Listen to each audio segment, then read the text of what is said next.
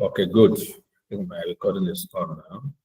Okay, so thanks a lot. So over 8 years of experience in statistical modeling, data analysis, and advanced analytics. A graduate of first class honors from the Department of Statistics at the University of Ilorin, better by far. He holds a master's degree in mathematical sciences from the African Institute for Mathematical Science, AIMS, Rwanda, which was supported by Master's Class Scholarship. He is honored to be a Mastercard Scholar, Federal Government of Nigeria, FSB Scholar, Unleashed Talents, Heidelberg Laureate Forum Fellow, and Capacity Accelerator Fellow of the Global Partnership for Sustainable Development. His professional journey includes taking some pivotal roles at the Rwanda Revenue Authority as a consultant data scientist. In fact, they did not want to release him to come back to Nigeria. The Rwanda Authority wanted him to stay back in Rwanda, where he contributed immensely to developing a dynamic taxpayers data portal. And also at Data Science Nigeria, where he led data analytics projects. He has trained companies in data analytics and organized major artificial intelligence hackathon. He was a former senior data analytics manager at 54Gene, where he implemented advanced data management and quality control procedures. As a Kant Fellow at EH Africa, he was also part of the team that worked on enhanced public health surveillance for cholera outbreaks in Yobe State, Nigeria, where he was able to utilize geospatial machine learning and data-driven approaches. Ezekiel is a passionate contributor to the data science community. He has developed two major packages, Bulk Read R and Fostering R, which are available on CAN R programming packages. He has also contributed to the Big Book of R. He also co-edited the Beginner's Artificial Intelligence and Python programming book and helped create the Nigeria COVID-19 data report for researchers. He has been a part of the organizing team for DATAVIZ Nigeria, by far the largest AI conferences in Nigeria. He is an active member of the R programming community and certified R Studio DATAVIZ instructor. He has published numerous research papers and provided consultancy to clients globally. I can tell you for free, we cannot appreciate this man that we have, on the call. He's so passionate about doing this, and that's why he has agreed wholeheartedly to be part of this. Once again, I welcome Ezekiel Ogundepo. You're most welcome, Ezekiel Ogundepo.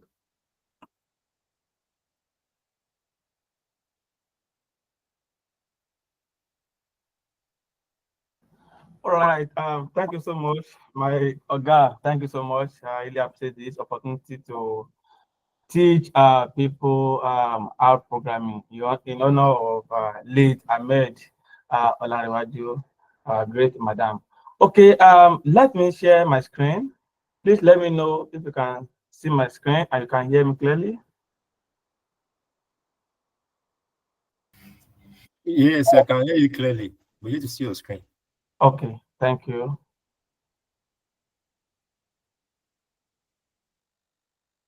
Okay, can you see my screen now? Very well, very well. Okay, thank you very much. So I have my screen up and I'm also launching my R Studio. Okay. Okay, great. So when you open your R Studio, this is exactly what you will see, right? It could be these two pins, or it could be these 4 pins like this. Okay, something like this. Coming up.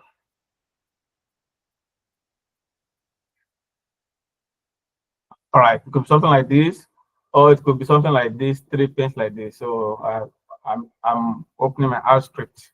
But before we start working with this R Studio of 18, so let's see what exactly we have in this program of R programming, right? And I think this will run for like 3 weeks, and I hope that before we finish that 3 weeks, so we'll be able to cover something about R programming, understanding the data structures, then writing functions like a custom function in R, then how you can install packages and use different packages in R ecosystem, and then working with R Studio, what do you call it, R Studio projects for a seamless workflow.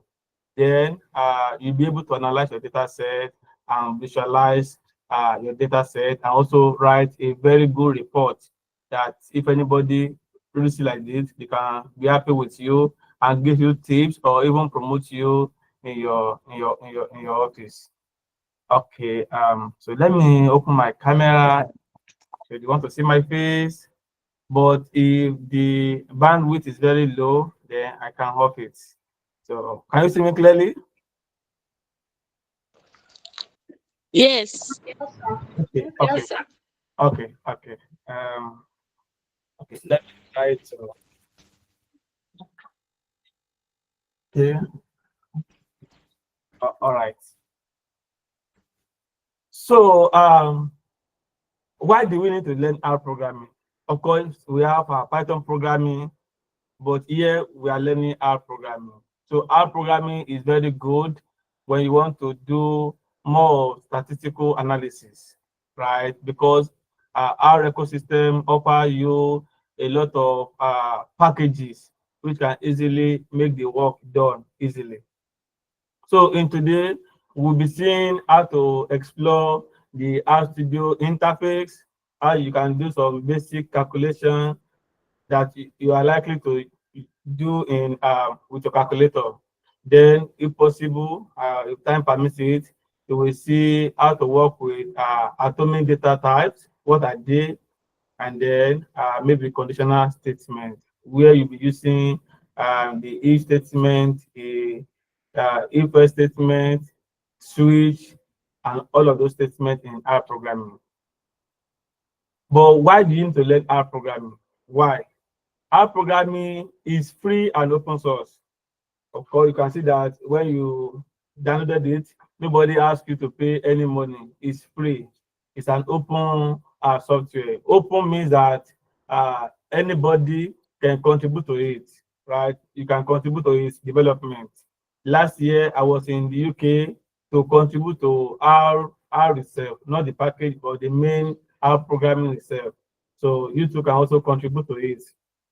Then R has large community of users, right? On Twitter, if you are doing something and you don't get it, you can easily use R start tag here on Twitter, and you see people coming to your assistance free of charge. Then with R, you can easily interact with any database, be it SQL Server, be it MySQL, any of those kind of databases. You can easily use R to interact with it. Jokingly, I always tell people that you don't need to learn SQL. Just R alone can help you write the SQL that you can use to interact with the database. Then R supports cross-platform. For example, we have it on OS, that is Mac OS, then Windows and Linux. Of course, R is a gateway to lucrative career, right? So you will see several companies using R programming these days, including Google, right? R has a robust data visualization system. So we have ggplot2, we have so many packages that can help you create a fantastic data visualization. Then when you want to do a serious statistical work, of course, you have to use R programming. Python is trying, but there are a lot of modeling that you will struggle to do in Python, but you can easily do that in R. Of course, R is being used in almost every industry. There is no company or industry you will go to today that you will not see any R programmer.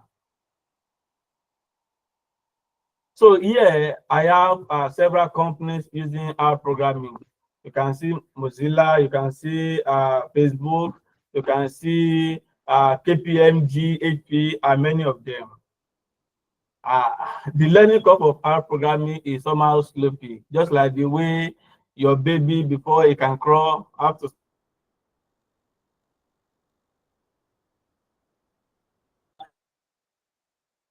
it can crawl or work very well.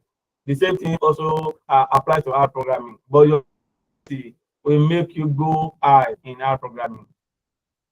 So I believe by now you all have R programming and R Studio installed. So R Studio is that is what do you call it now? The platform that make your R to work friendly. Before we always use R itself, but somehow it's not friendly. The interface is not fine. But with the help of R Studio, you can easily do many things at the same time.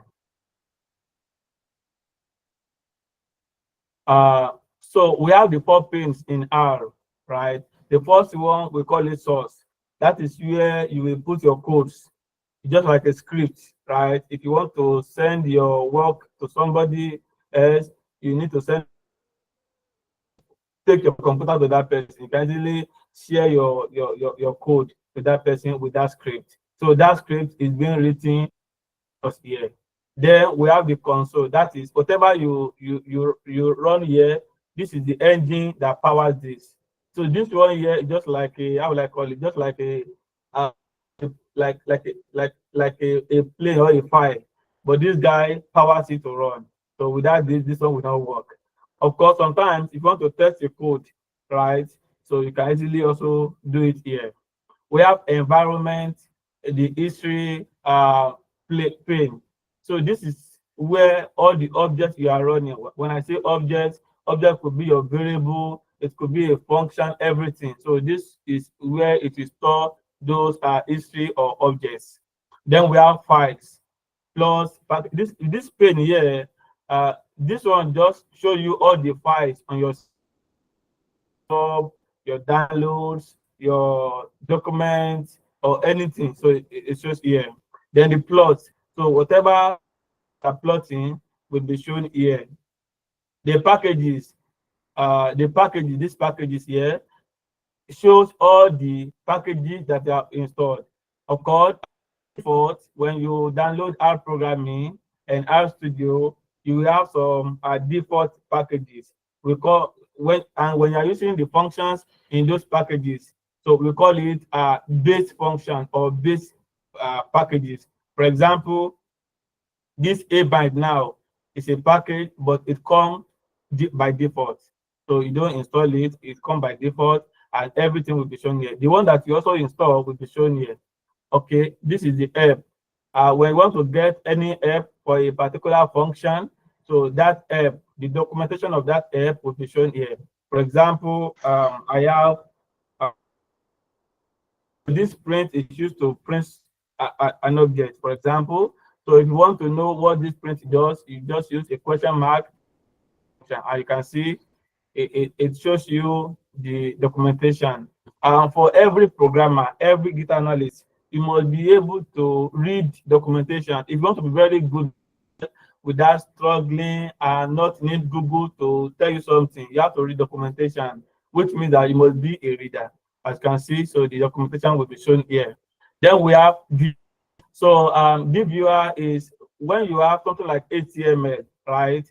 And the output, instead of showing on leaving R entirely. Then presentation, R also support a PowerPoint presentation. It will show here if you have a PPT that you can generate from R package Koto, so it will be shown here. And that's all about these 4 pins. Do you have any question for me?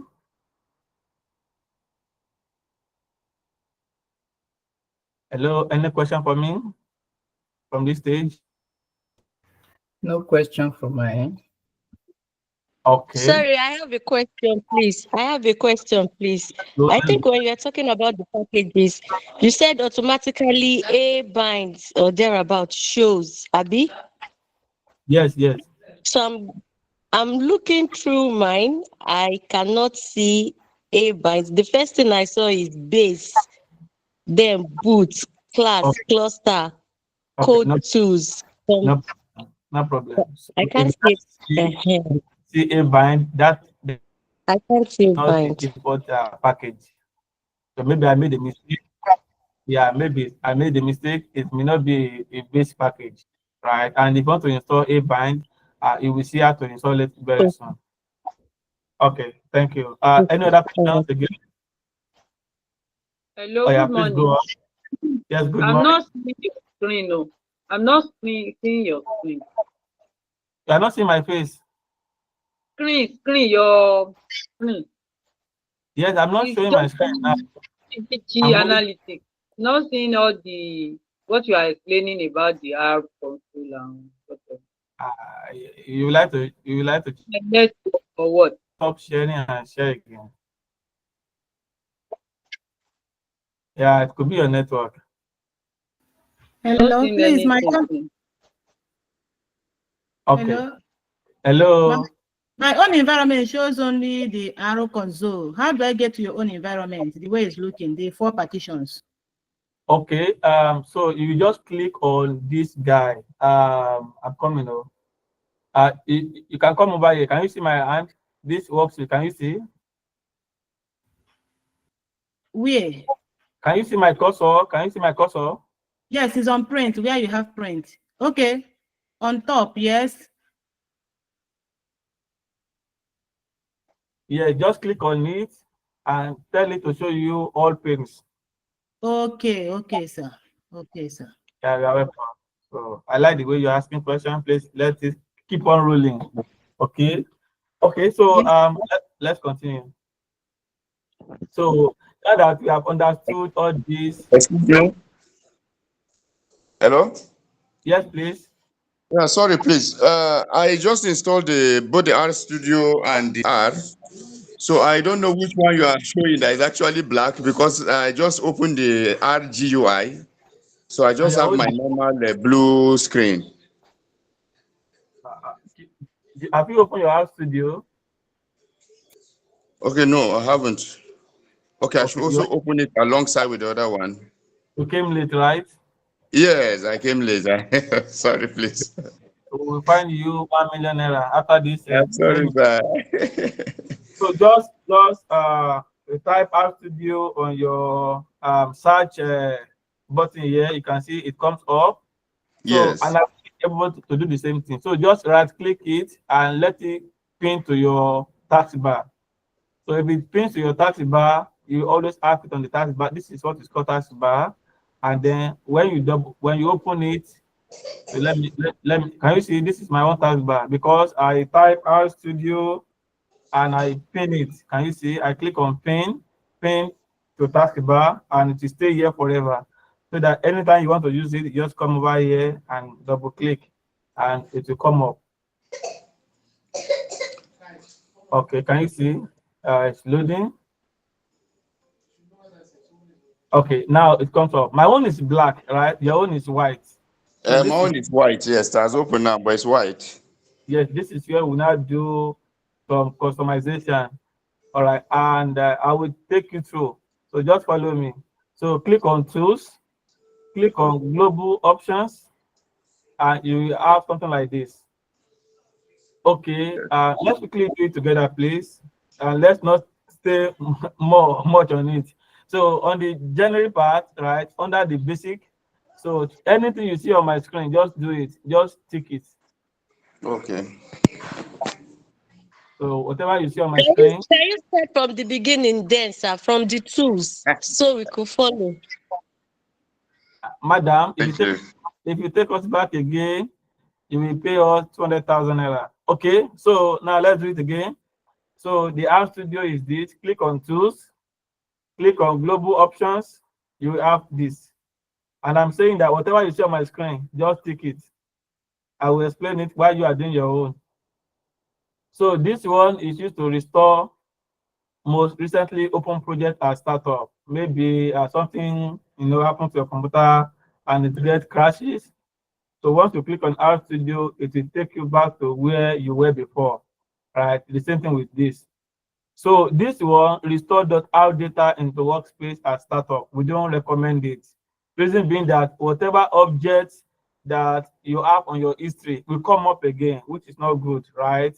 Since you are working on a script, whatever you run in the script, once you run it again, you always have it. But if you have it stored on the environment, we make your computer maybe slow, and whatever errors that you generated before while you corrected your script will still come up. So that is why we don't that's why we don't want it. This one too, save workspace to .r data on exit. Just like what I said before, all the objects, right? If you save it, when you open it again, they will all come. That's why we said never. This one you can see, always save history when not saving .r data is the object that's saved automatically, but we said never here. So, and that's why we don't want to see any history. And here we are saying that it's also remove any duplicates in the entries in history. So let it be removed. And this is wrap. Wrap is because RStudio. Let me show you. RStudio, when you continue writing something, right, it will continue growing forever. Let me close it, but don't close your own. If you want to close your own, you can just click apply and press OK. So if I continue typing like this, can you see? Continue typing like this.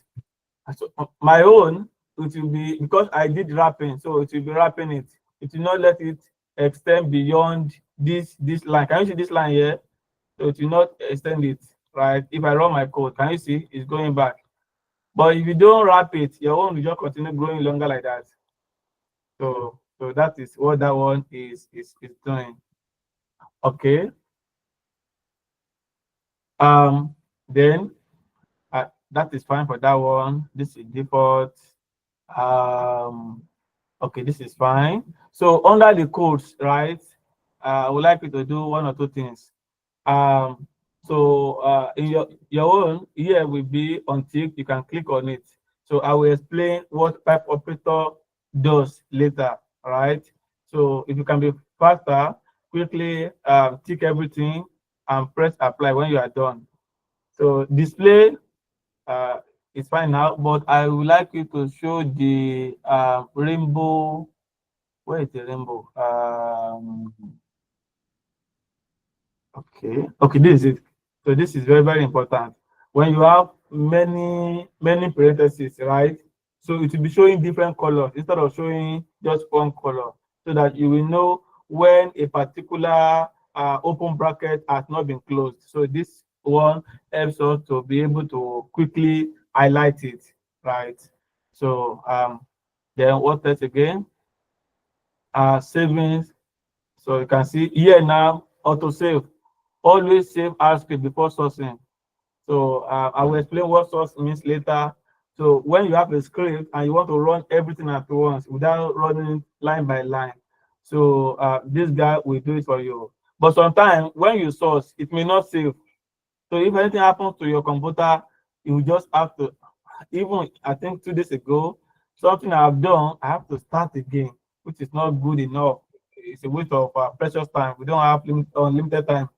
So, and we have to ensure that we don't waste time in this life. Okay, good. So if you're able to do all these things, fine.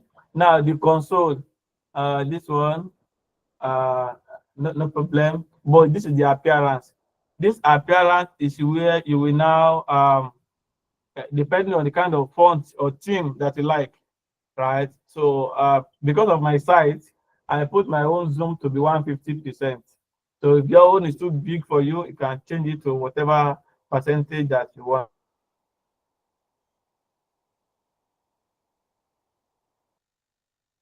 Lucida console, you can, we have a lot, so you can change it to whatever you like. Editor, front size, all this one here and this one here. I put my own 1212. If your own is too small, you can increase it. Now, this is where you are talking about. So I use ambience. So if you like, you can change to any theme you like, and you will see how it, if I change it to Chrome now, this is, it will do it like this. Clouds, it will do it like this. Dreamweaver, it will do like this. But for me, I think I like ambience. And there's another one called Vibrant Link. So this is it, right? So depending on whatever you like, so just choose whatever you like. And then what other things? Packages, nothing here. Of course, in our programming, in our studio, you can also use Python in R studio. So if you have Anaconda installed, when you come over here, so it will automatically select your Conda environment, right? So that is if you are using Python before. But if you don't have Python, don't worry, it's not a problem at all. And what other thing? We have Git, right? That is version control. So if you know what is Git, right, and you can use it, you have used it before, so you can easily enable this one here in our studio. Okay, what other thing? We have terminal. Instead of you open another command prompt in Windows or terminal in Mac, so you can always use your terminal in our studio.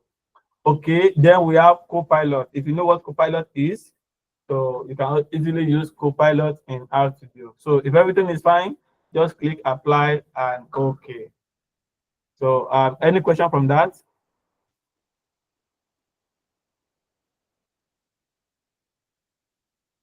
Any question?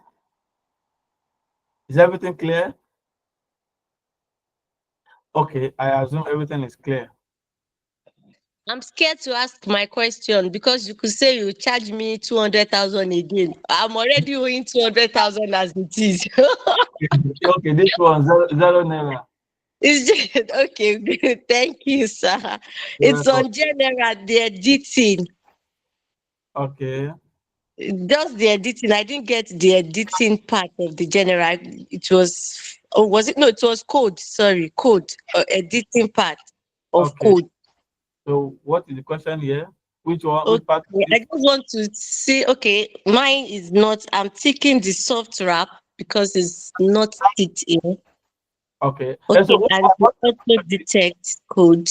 What I will do, because we have limited time, I will screenshot everything on my art studio and send it in to, I think, do you have a WhatsApp group? Yes, we do. I will send it to the WhatsApp group.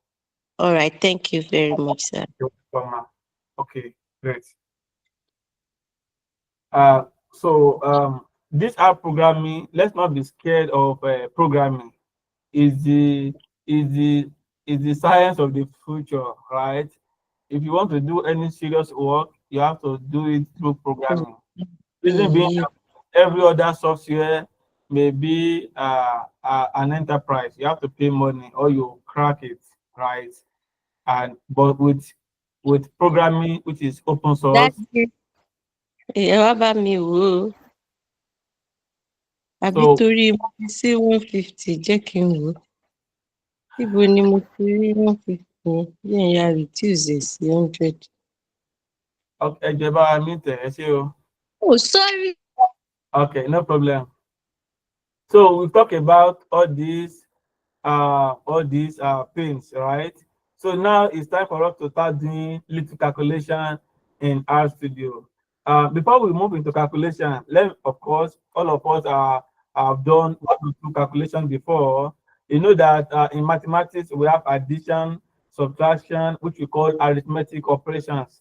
Multiplication in programming is not like times for multiplication that you know in mathematics. So what we are going to do now is just to bend our brain, right? And use this guy for multiplication. So whenever you see this sign, the star sign is called multiplication in any programming languages. Division is also not like the one we know in mathematics, right? So this is just division in programming. You know, division in mathematics is just one line, dot, dot. But here is what we are. Of course, I think we also have this one in mathematics where we say 2/5 or whatever.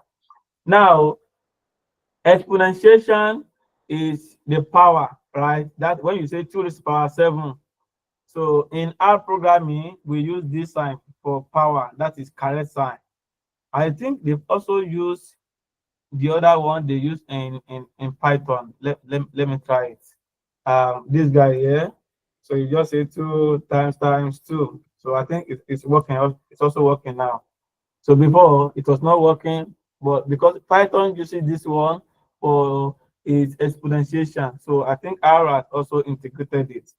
But normally, our user always do like this. So in case you are reading a book and you see this sign, it is called power. That is 2 raised to the power 3, and that is 8. Okay, and then modulus here, the same thing is also, I think the same thing is also applying in Python. I will not talk about Python again because most of us, maybe we have not even had anything called Python. So let me just stick to R in my everything. So this is modulus. What modulus does is that when you divide something by something, the remainder, right, is called modulus. For example, 3 divided by 2, 1, remainder 1. That 1 that is the remainder is called modulus. So let's not forget it. Now, parentheses, just like normal bracket that we are used to. Every code and the subsequent answers, right, are all here. So what I will be doing now is that whatever you see here, if I say run it, you just go to your R Studio and run it. While I have my own code and answer displayed on this browser. So for example, let me just show you how to play with all these footprints.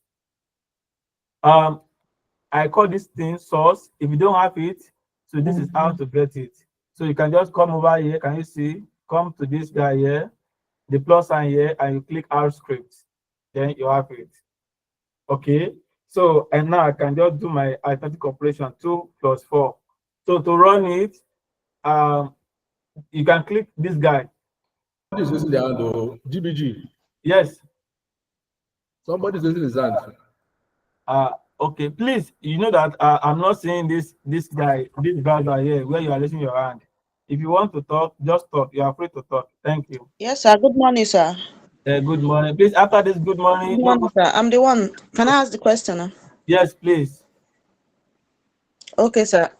Yes, I want to ask which what will I call it? Which symbol can be used for percentage? If you want to do percentage, because modulos already carry that percentage sign. Which symbol can then now be used for percentage, sir? For example, what kind of percentage do you want to do so that I can show how to do it?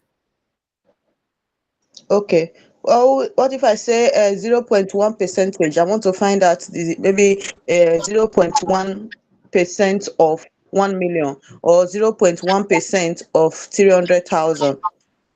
Okay, maybe 5% of 1,000, Abi. Yes. So Yes. just like mathematics, percentage is 100. So 5 over 100 times 1,000, and this is how we do it. Okay. Yeah. So that is why I'm very happy, because the government makes mathematics compulsory for all of us. So because without mathematics, we can't do programming. So just like we are doing in mathematics, and the same way we'll be doing in programming. So 5% of 100 will be denoted as this, and we run it. Remember, all in mathematics also times, right? And that is Yes, sir. why. Okay, sir. Thank you. You're welcome. Thank you so much. So I have 2 plus 4. Excuse me, sir. Please, Yes, sir. no? I'm not seeing the opens. I'm still searching for that opens. I haven't seen it. Okay, please share your screen.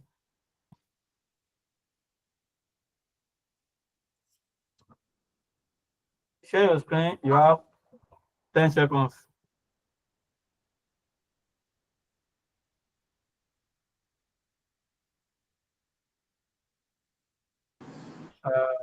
Share your screen.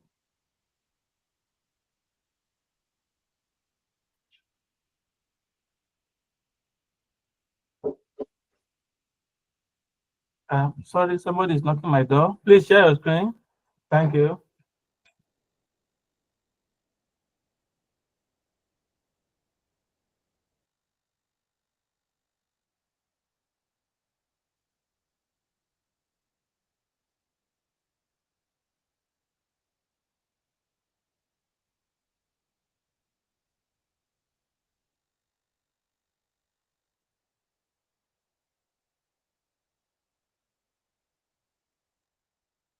Okay, are you there? Yes, please. Okay, so we assume that I've asked to share your screen and you have just 10 seconds. Okay, so if you don't know how to share your screen, the Lord will be with you. So let's share our screen now.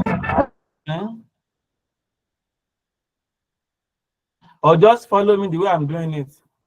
So look at this. This is a menu. This is one. The second one that follows this is where you have the all pane. Can you see? And then you click show all panes.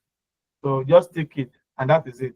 Okay, now to run the code, right? So you just come over here. You press, if you are using Windows, you just press Control Enter, and you have it. So if you are using Mac, press Control and return. If it doesn't work, press Command and return. So it will run it for you. So, but don't be lazy to click on run. Some people always click on run. It doesn't make the work faster if you have many codes. But Control Enter on your keyboard will always work. Okay, good. So in the console, right, you can also do the same thing on the console. Remember that console is the engine that makes this guy to work. So the same code can also be run on the console. For example, 4/2. In the console, to run it, you just press enter. So you don't press Control Enter in the console. It's only enter. It's only on the source here that you will press Control Enter. But on the console, you just press enter. Sometimes, if you have your code and you have run it, maybe something happens. For example, I have something like this. Look at it. For example, I say 4 divided by 2 divided by, I didn't put the last thing. So if I press enter, so R will be giving me plus, plus, plus. It's reminding me that something is not complete or something is missing. So if I continue press, oh my God, it's not good. Can you see? It's not going. So if you continue pressing enter, it will be there forever. So what I will do to stop this guy is to press escape on your keyboard. Just press escape, and then to record the code again. So just press the arrow button up on your keyboard. It will come up like this, and then you can now solve it. Maybe you are deleting or you are adding. So something like this. And then I have the result, which is 4 divided by 2, the result divided by 3. Okay, great. Now, if you have your script up, so one thing I would like you to do in this training is to create a folder on your desktop, right? For example, I'm right clicking, I'm creating a folder, click on new folder, call it R class, something like this. Okay, because we'll be using this folder forever. Okay, so here I have it now. So then I would like to save my script into that folder. So I just press Ctrl S, and then I go to the desktop. I go to the R class, F, G, L, M, N, O, P. Where is my R class? E, F, G, H, M, N, O, P. So this is it, right? So just double click and then call it something. Maybe my first R code, for example, right? And then I save it. And then now I have my script, so I can continue writing anything. So that is exactly what we'll be doing when you see my screen. So I'm going to give you like 20 seconds. Try to run all of these things and see that everything is working for you. So your time starts now. 5 seconds. Or if it is too basic for you, just let me continue. Can I continue or you want to run it? Continue, sir. Okay. Continue, sir. As you continue, okay. So this is modulus. Remember, 9 divided by 2 is 4, remainder 1, and then we have 1 here. Now, parentheses is where we are dealing with, bracket, right? And sometimes you always use BODMAS for mathematics when you have different mix-up operations. But in programming, instead of BODMAS, we use the process of calculation is using BEDMAS. That is bracket, exponentiation, division, multiplication, addition, and subtraction. And that is what all these are following. So you can see now 3 times bracket 2 plus 3 will give you this, and the same thing like this. So then we have square root operator, so or function, right? So if you want to create a square root in R, so you will say SQRT, and then you put that value here into it, and that will give you this. So you can see that for every addition, subtraction, we didn't use any function. But for here, we are going to use a function to do that. So this is a function. Anything that has a name and that has a bracket is called a function. And function is used to do many things in programming. So this is how to do this. 19 divided by square root of 19, we do it in this way. Okay, good. Then we move into comment. Comment is very important when you are writing your code. Comment is just like a documentation. Why? What is the reason behind that? Okay, so that anytime you open your script, maybe in the next 1 month, you have a project that you have done for the last 1 month, and you don't have time again, and you have time today, and you want to pick up the project again. It could be that you have forgotten most of the reason why you did a particular step, but with the help of comment, you'll be able to see why. Okay, so comment enables you to understand your code, and then it also helps others to know, to be able to navigate through your code.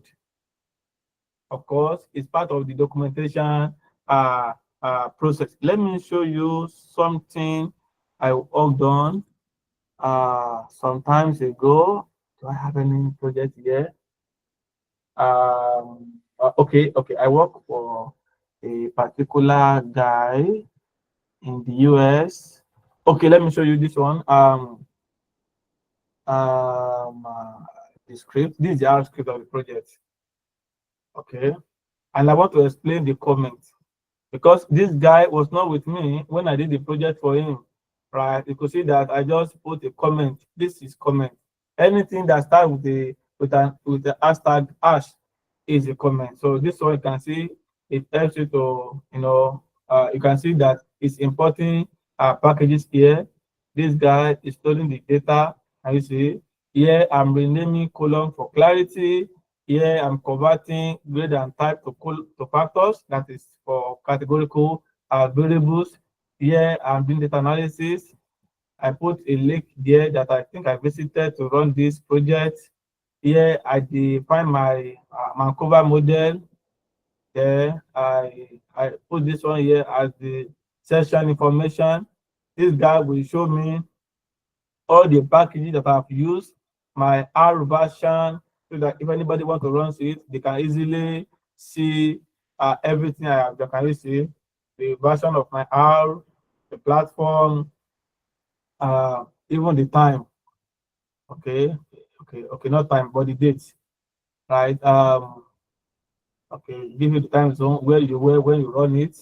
Okay, you can see all the packages that I use, and that is that for comments. So, okay.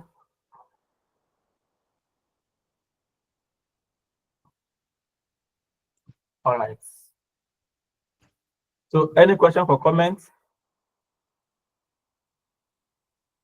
So, you can see this way I'm using it here. But please note that it is not good to always comment every line. No, it's only an amateur that will be commenting every line of the code, right? You could see that when I was doing my own, I did not comment every line. So don't comment every line. I only put, everybody knows that whenever you see this sign, it's multiplication. I just put it there because I'm teaching, maybe set of people for the first time. Okay. We have comparison operators, right? The comparison operators, what they do is to compare things and to see. So the result is always true or false. For example, am I a female? False, right? So the resulting answer would be either true or false. And in our programming, the true or false is being denoted as this: capital T R U A, capital F A L S, all of that. So that is, and we call it Boolean. If you study computer science, you know that this is a Boolean because it's always true or false. And we have six comparison operators. We have double equality sign. What that one does is to compare something. Two is 2 equal to 4, right? In that case, we just say 2 equal 4, and it will tell you false. Not equal to, the same way we always know it, greater than, less than, and that is how we have all of this. So remember, they will always result into either false or true. And we have this little exercise to do. So do you want to try it, or is it very simple and we can move further? Hello? Hello? I see your screen. We can hear you. I just showed. Yeah, should we continue, or we like to do this exercise?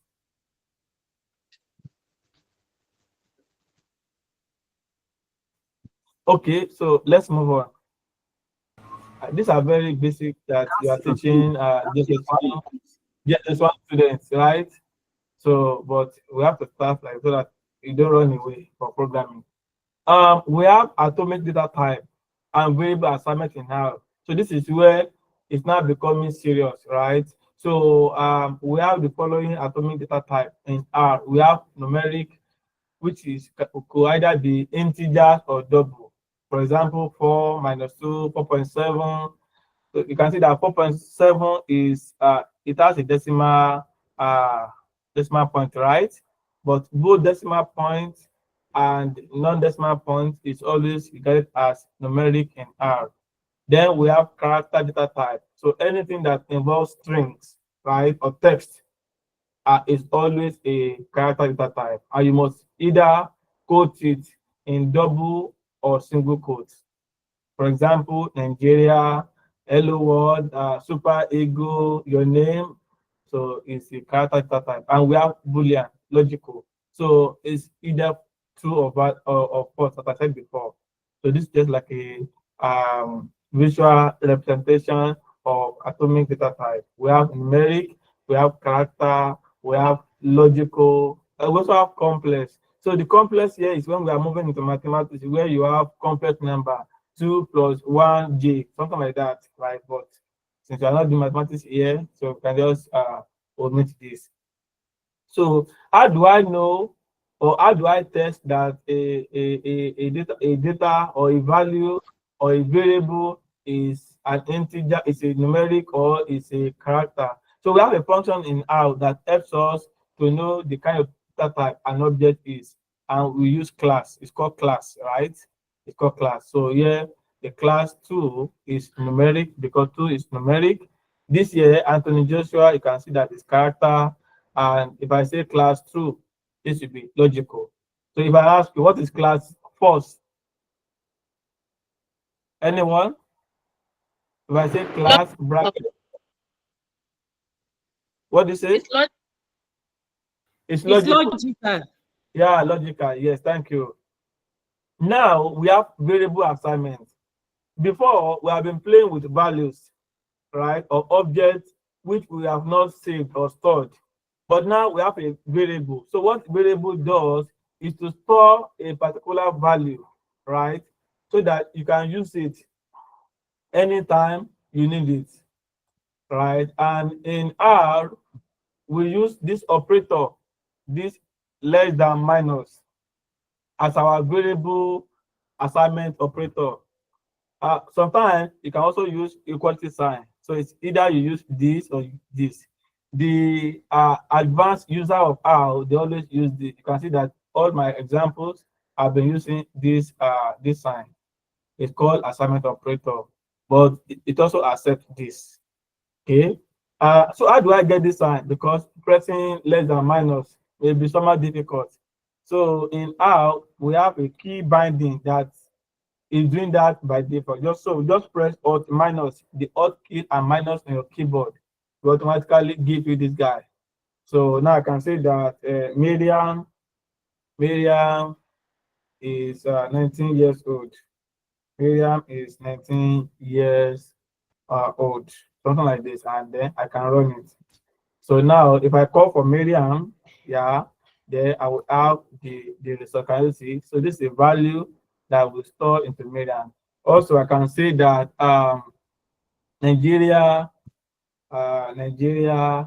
okay, has about maybe 150 million, right? As 250 million as population. Okay, in the next 10 years, so what will be the population of Nigeria? I'll just add 15 to it, and then it will give me the result. Can you see? And that will be 165 million in population. So when you have store a value, this is a value that will store into this variable, and you can continue using this variable forever. And then I can ask for the class of the variable Nigeria, and it's going to tell me what? Anybody? Hello, what will be the result for here for Nigeria? Numeric. Okay, thank you so much. So this is what we have here. So before you can name a variable, right? Sorry, who is this?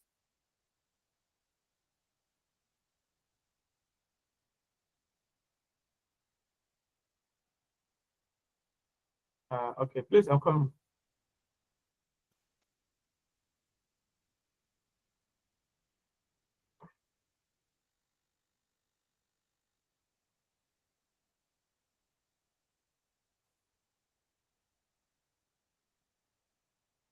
Okay, before you can name a variable, right, you must follow a naming convention. So one of them is that a variable must start with a letter, right? Then after that letter, it can contain numbers, it can contain some maybe underscore or a dot, right? Please note that variable name must not have any spaces or special character. So special character may be the question mark, the exclamation mark, and all those kind of special characters. Please don't use it. And then our programming is case sensitive. This age, capital A, small g, small e, is different from age. So what I mean is this. So if age here is equal to 19, and this, okay, I say age 19, and then I want to ask what is the age, I will get an error because R has not known what age is here. It's telling you object not found because it doesn't know that this variable exists. So what it knows is that this age exists, but the other guy does not exist. Why? Because of the letter case sensitive. I will be asking you questions, so you will tell me why this is acceptable and why this is not. So let's make it an interactive one. Please, anybody, tell me why this is. Pick a particular example. Maybe this is 1, 2, 3, 4. So just tell me why this is A part, this is B part. Tell me why one A part is acceptable, why one B part is not acceptable, and the reason behind it. Thank you so much. Anybody? Pick a particular part and tell me why.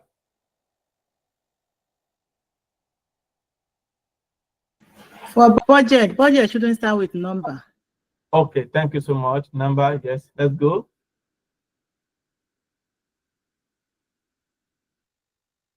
Anyone again, please? Okay, so for COVID-19 cases, Yes. an underscore is accepted, but a dash character is not accepted while naming a variable. Thank you so much. You are good. Anyone again? For For sales, Okay, so for sales, spaces are not allowed. Which one? For sales price, spaces are not allowed. Thank you so much. Thank you so much. Yes. For health status, the special character bracket is not accepted. Very good. Very good. You are so good. Thank you. So in R, right? So it is possible we convert one data type to another where it is meaningful. So I use that English where it is meaningful. Okay. Let's say you have this numeric, right? To convert to a numeric, right, you will do as dot numeric.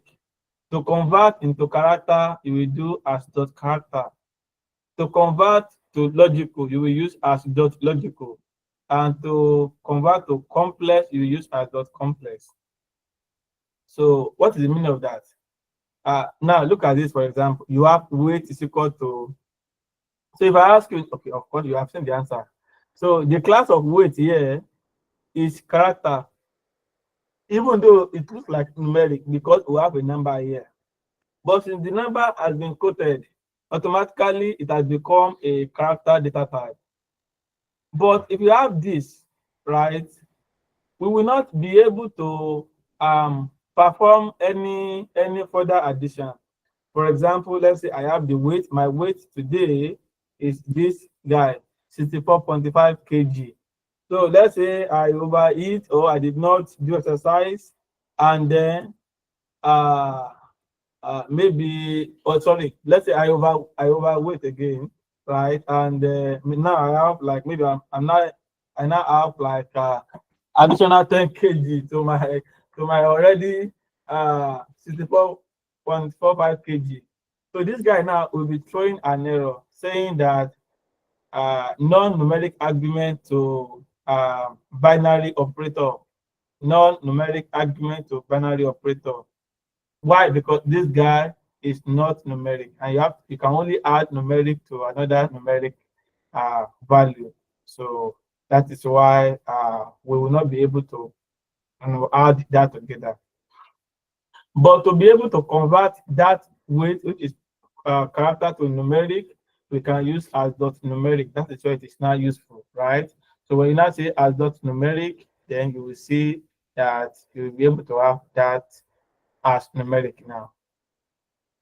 So sometimes when you convert to a particular data type, right, it's possible it returns an NA.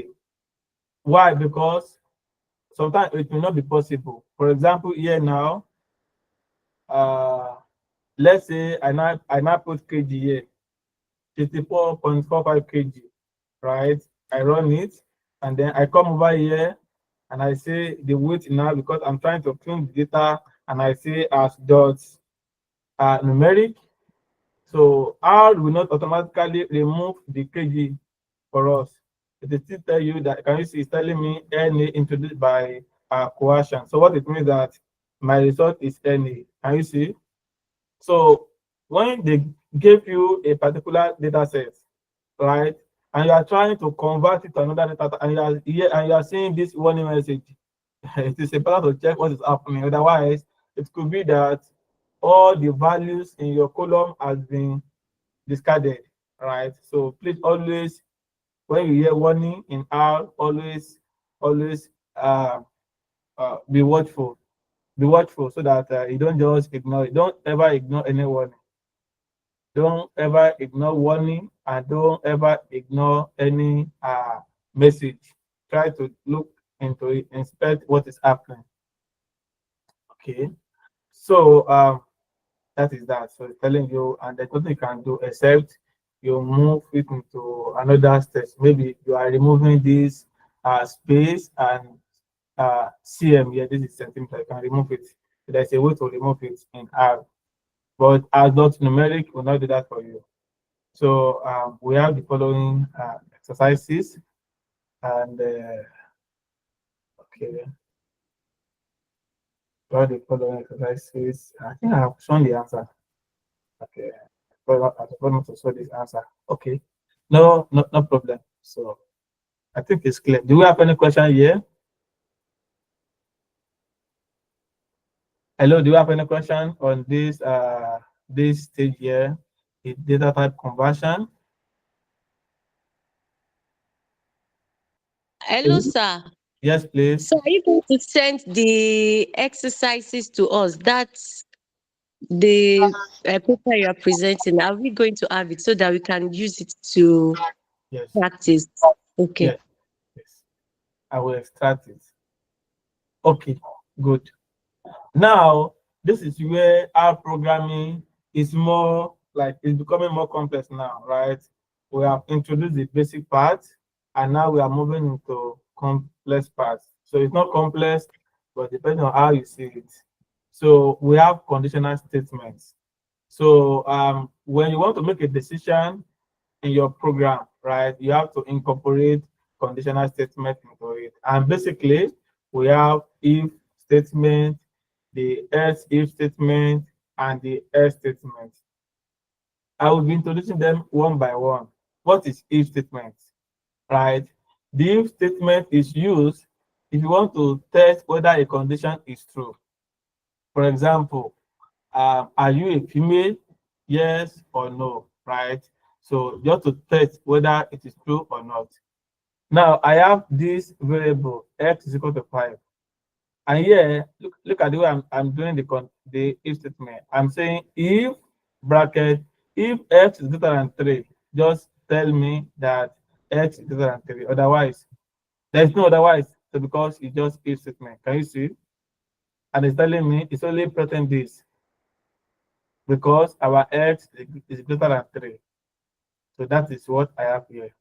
So any question for if statement? Before I even start, do we all take a course in computer science when we're in the university?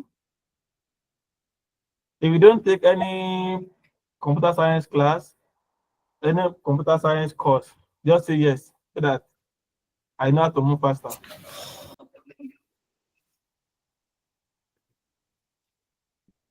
Okay, so everybody took 1 or 2 computer science courses when they were in school, right? No, please. No, okay. Thank you. So that is what if statement is doing. Look at the syntax. The syntax is when you use if, right? Then the condition will be in the bracket, and then you use this we call it a curly bracket, right? And then what you want it to print out is what we put inside here. Can you see? You put it inside here, and you will close this curly brackets. That's all. Okay. Now we have the else statement. So what is it doing? It helps you to be able to navigate when that condition is not true. That is when that condition is false. Okay. Let's say that I have this bottle water and I want to give it to a female, right? And I come to this room and I didn't see any female, but I see a male, right? So if I don't see a female, the one is that give it to a male, then I cannot give it to a male that is in the room. So that's exactly what the else statement is doing. Now, can you see the same thing? The variable that we have, and then we're now testing condition. So if x is greater than 3, print this guy. Otherwise, print this guy.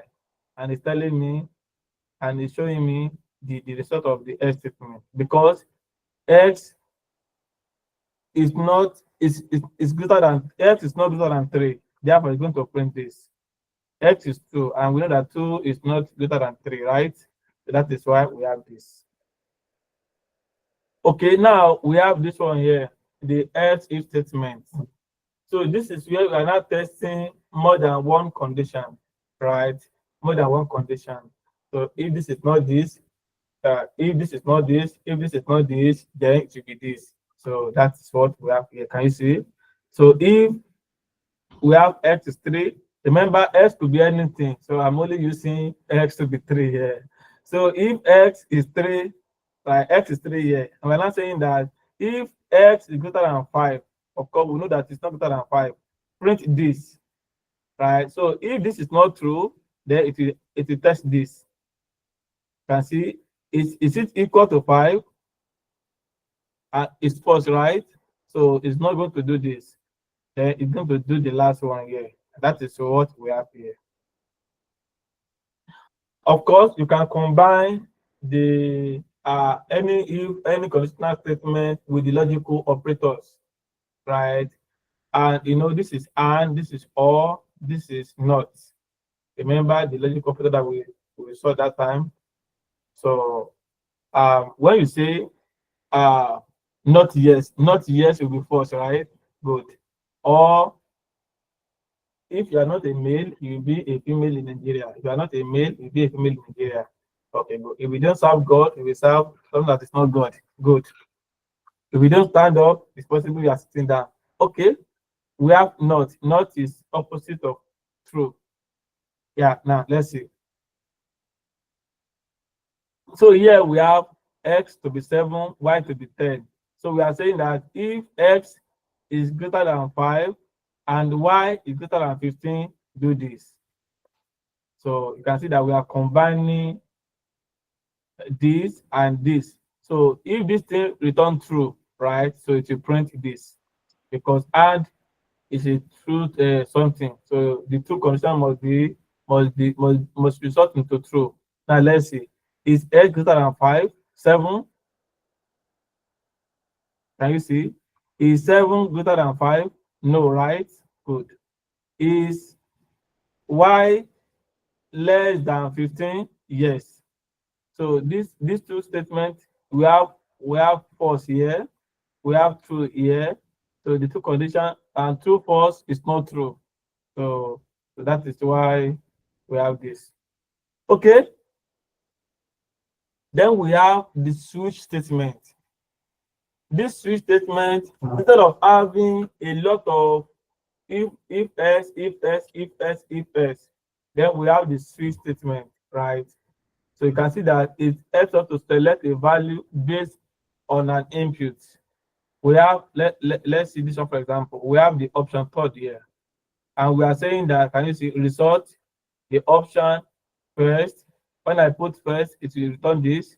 When I put second, it will return this. When I put third, it will return this. And that is why when I now say print result, I have this option 3. So it may be somehow, look, what are we doing here? Is this what we call R programming? Yeah, this is R programming. Because when you are doing serious advanced analytics, where you are making decisions, right, you will always use all of this. But we are showing you for the first time that when you see it in a book, then you understand what is happening over there. I have these exercises, right, that I will send to you later. Just think about it and let's see if you know it. And in the next class, we can start asking several questions.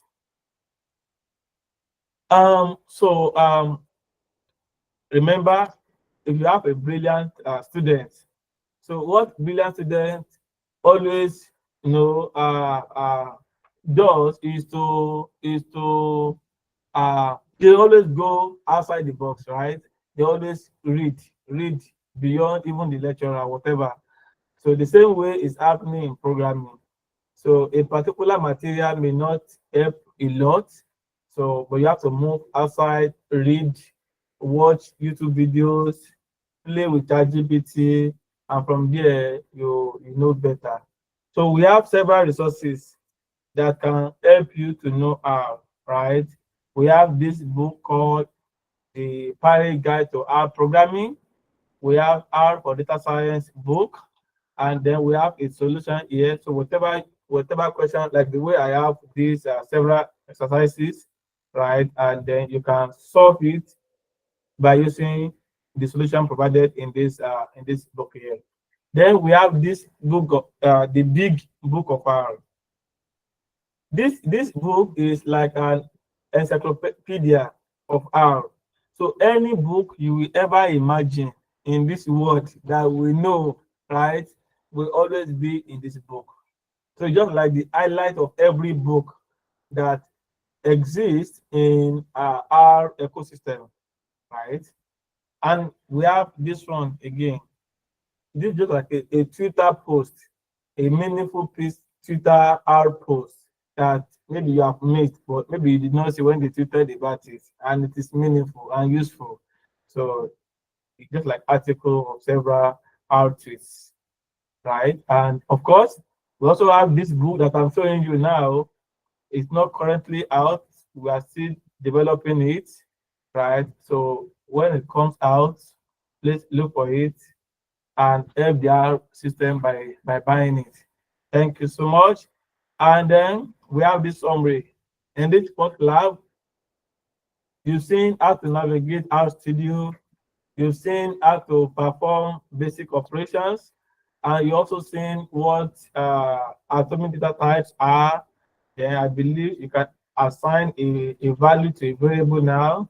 And you can also use some conditional statements. Then we are done with lab 1. Any question for me?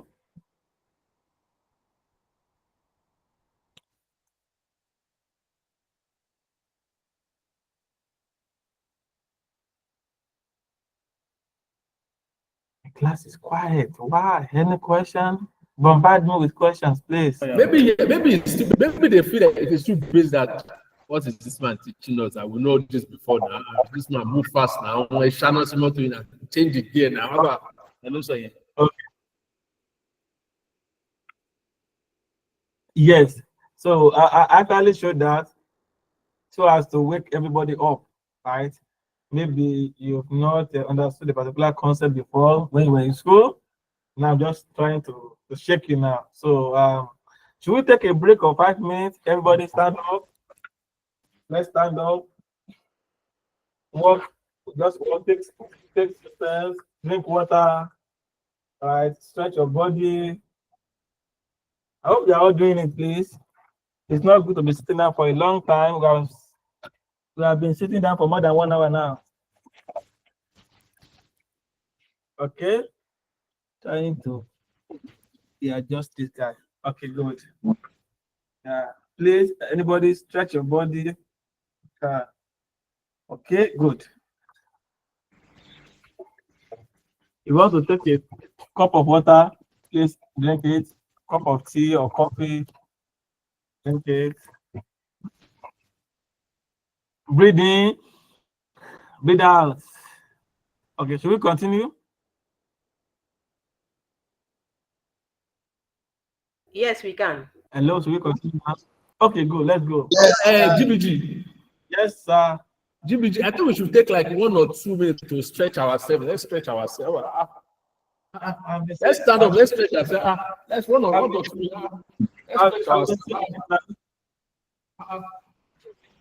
This is our computer work, eh? Stretch your body. Yes, jump. It's important. Yes, jump. Important. It's important. Yes, now. It's good for your head, though.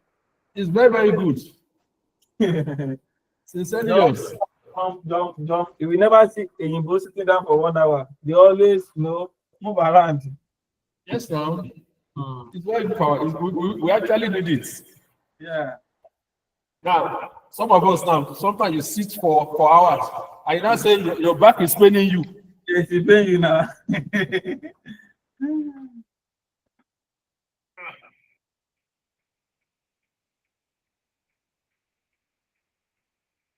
Jimmy, I'm a boxer now. Everything more Anthony Joshua is no example one.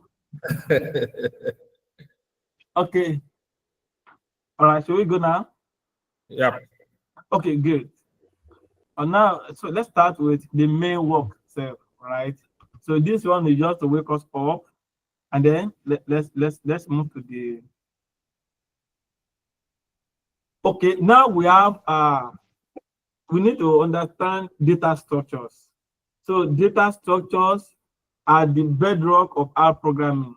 So there is nothing you want to do in R or any other programming languages that you will not understand their data structures. You have to understand it. It's a must, by fire, by force. So R has about maybe 4 or 5 data structures, and they include vectors, matrices, data frame, and list, right? And in this lab session that we have now, you will see the data structures. You will know how to create them. You will know how to manipulate them. You will see how we can use several operators on them. Okay, good. Now, the first data structure that we have, which is the fundamental one, is vectors, right? We have vectors. And what's a vector? A vector is one-dimensional array, and all the elements in that vector must be the same. What I mean is that if you are using characters, it must be all characters. If you are using numeric, for example, let's say maybe you are a teacher and you are collecting the ages of your students, right? So you know, the age as a variable must contain numeric throughout.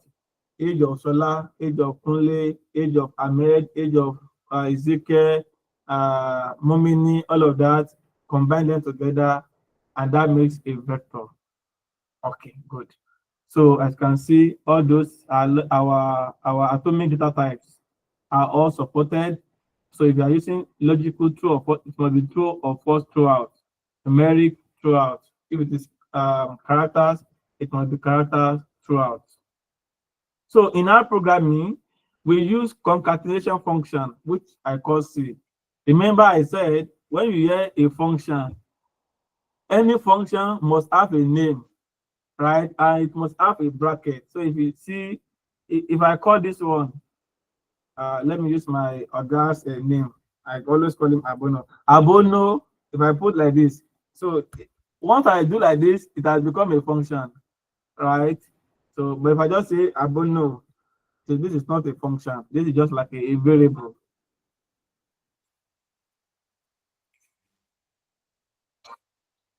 So this is a variable, but this is a function. Okay, good. So in vector, we use concatenation to combine those elements together. For example, I have gender.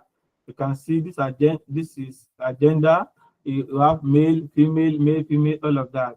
And when you combine them, they become a vector. So let me just copy this guy and put it in R. And you see, if I run it, now I have gender, and if I call the variable now, it will show me all that I have. Can you see? And this is it. And you can also ask for the class of the data type that it is it. So this is character data type. Can you see?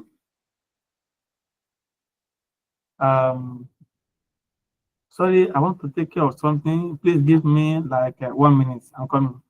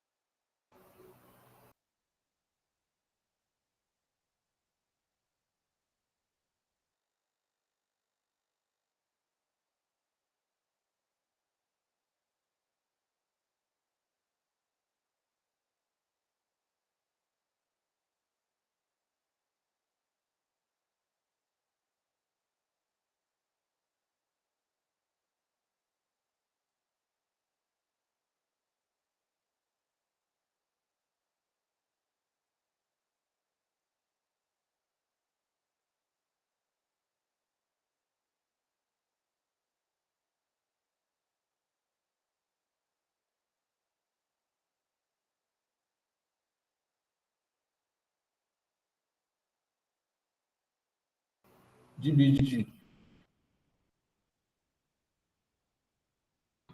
Hello, sir. Sure, yeah, sure. Yeah. I have the WhatsApp number. Yes. Okay, I'll call him. Thank you. You're welcome.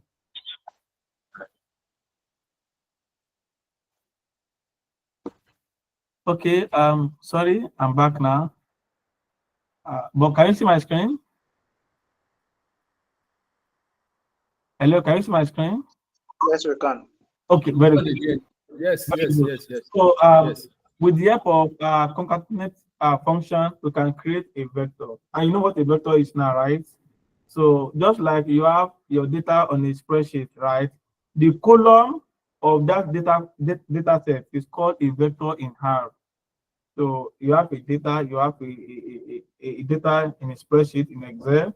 So every column in that data set is what we call a vector now, right? And of course, you have to know how to create a vector first before you start knowing how to manipulate it when you get to the data frame. So we have what is called now you know how to check for the class of data structure that is in that vector with the help of class. Okay, we have a factor vectors. It's very, very important when you are doing your analysis. Maybe you are using chi-square or you are using ANOVA or whatever. So factor helps us to create a categorical variable. And what is categorical variable?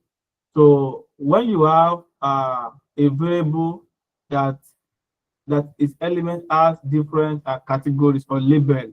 For example, we have gender, male or female. You know, male is not equal to female, and female will never be equal to male, right?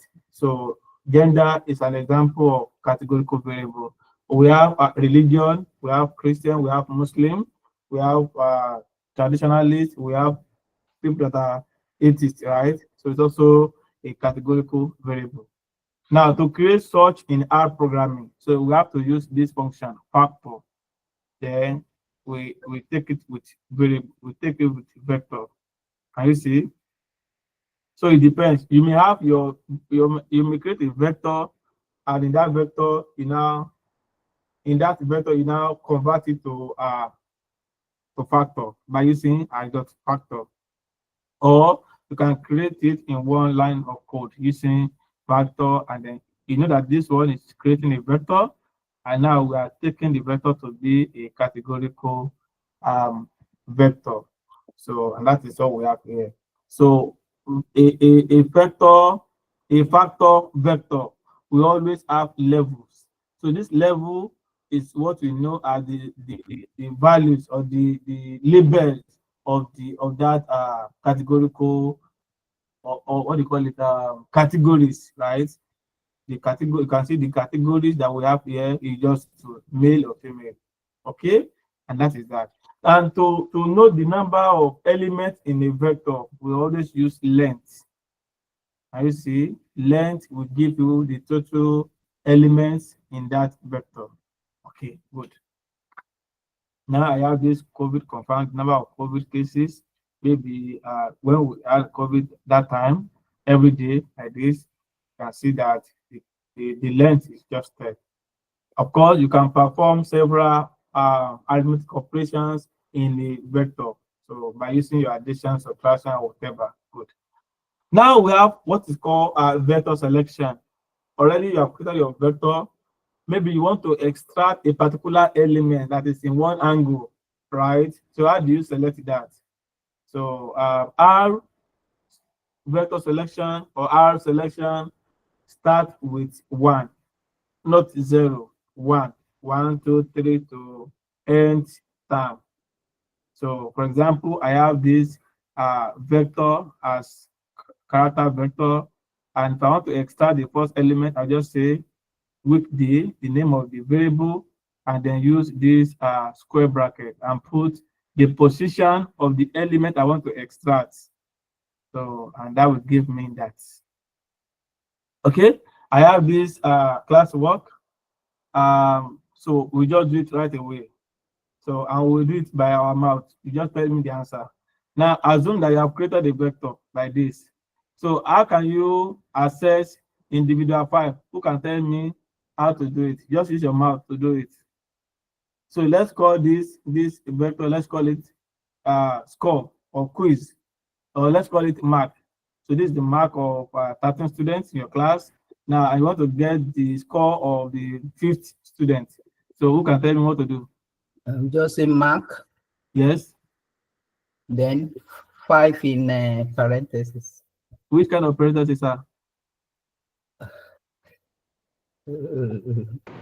It's a square bracket. A square bracket. Okay, square bracket. Thank you so much. Okay, good. Now, how can you associate them all together? The 1st, the 5th, and the 10th. So how can you combine them all together? So that we can have something like 10. Okay, sorry, can you use my hand? You can see my hand. 10, 18, and the 10th, which is 13. So how can we associate them all together? Anyone? Score. Yes. Then in square bracket 1, yeah. Yes. 5, comma 10. Yes. 1, Sir. comma 5, comma 10. Sir, you will get an error. So let's try it. Okay. We have this. We have let's call it mark. Okay, and then we create. Then we have this. Okay, and then we close it with this. So if I run it, I get. So if you want to clear your console when it's getting too much, you can press Ctrl L to clear it. Now I have this marks. So now I want to extract the 1st, 5th, and 10th. So you said that 1, comma 5, comma, right? 10. You get an error. Can you see? Incorrect number of dimensions. So I don't want to waste your time. So to solve that error, because remember that a vector is one-dimensional array, but what you are doing here is like you are doing three-dimensional array. So, but to make it one-dimensional array, you have to make all these things to be a vector. So I can do it by doing this. And you see, and then you now run it. Then you now get your answer. 10, 18, and 13. This is the 1st, this is the 5th, and this is the 10th. So is that any question? Is it clear? Yes. Okay. Yes. Okay. I don't clear. Okay. Now we are doing matrices. Sorry to include matrices in this class because you may not want to be a mathematician, but no problem. But sometimes when you are doing a particular analysis like clustering, or you are doing text mining, so they always do it in matrices. So that is why we are introducing it to you now. Okay, matrices. Matrix is a two-dimensional array. Vector is one-dimensional array.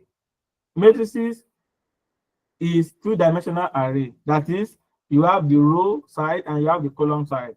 In vector, you only have the column side, or whatever how you call it, depending on how you display it. If you have an Excel sheet, maybe I should even show you so that you can stay in the brain forever.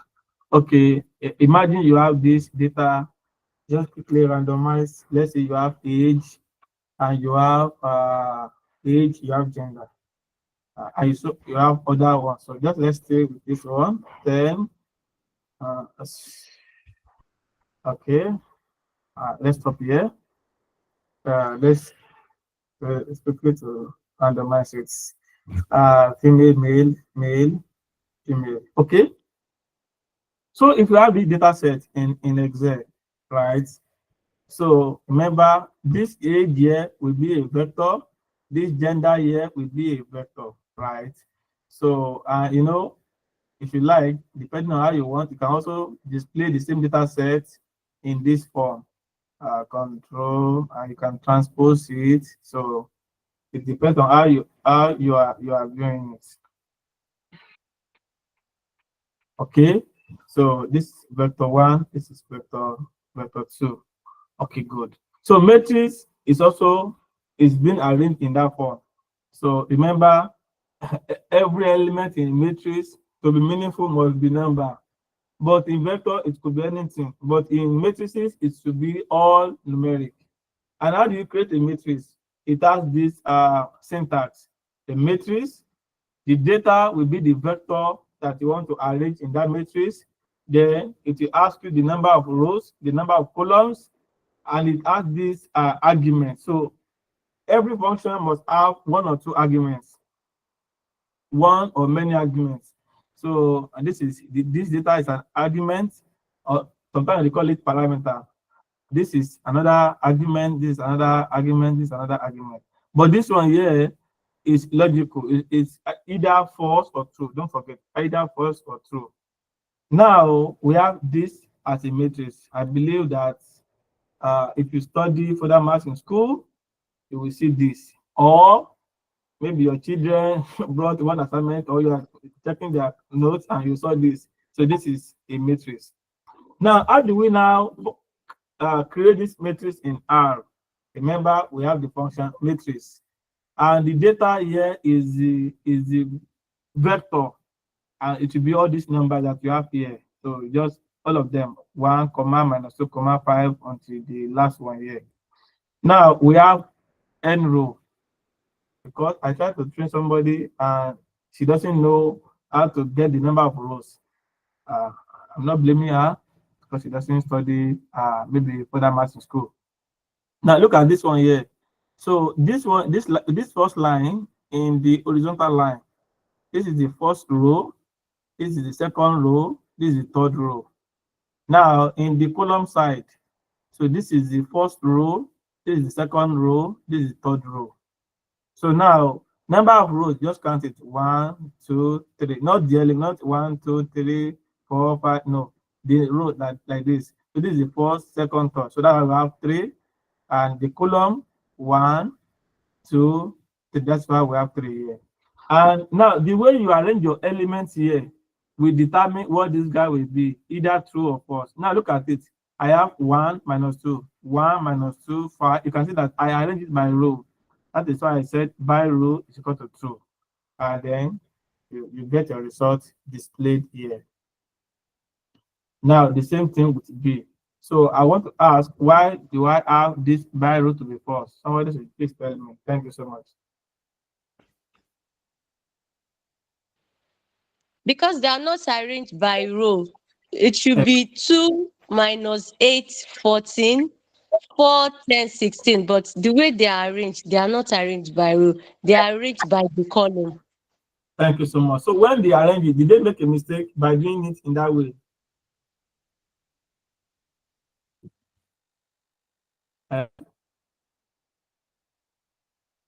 Please come again. What's the question, sir? They didn't make a mistake. 2, 4, 6, 8 minus 8, 10, 12. And 14, 16, 18. I don't think there is a mistake there. Exactly. So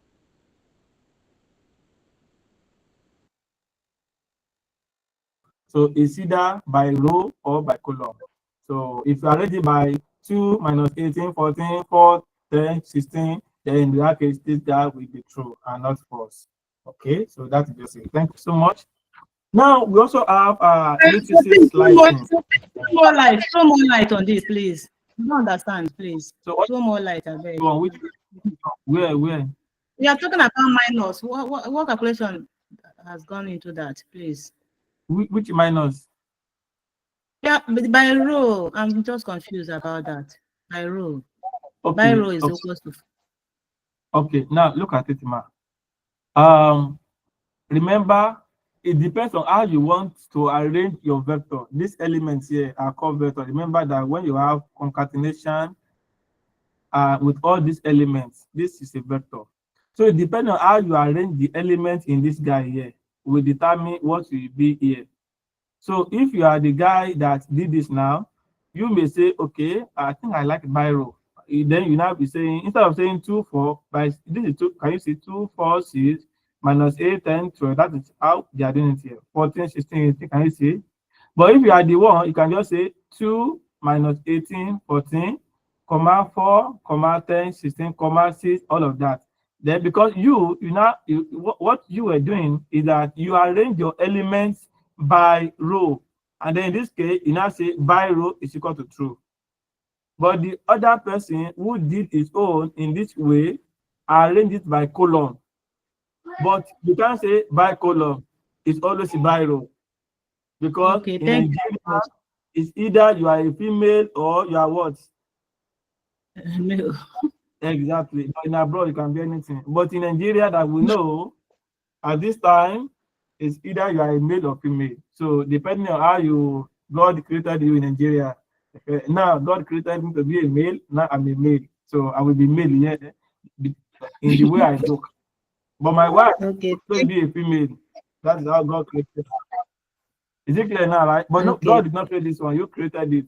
You arranged it by yourself. So you will now determine whether it will be false or true. Is it clear? Thank you very much, sir.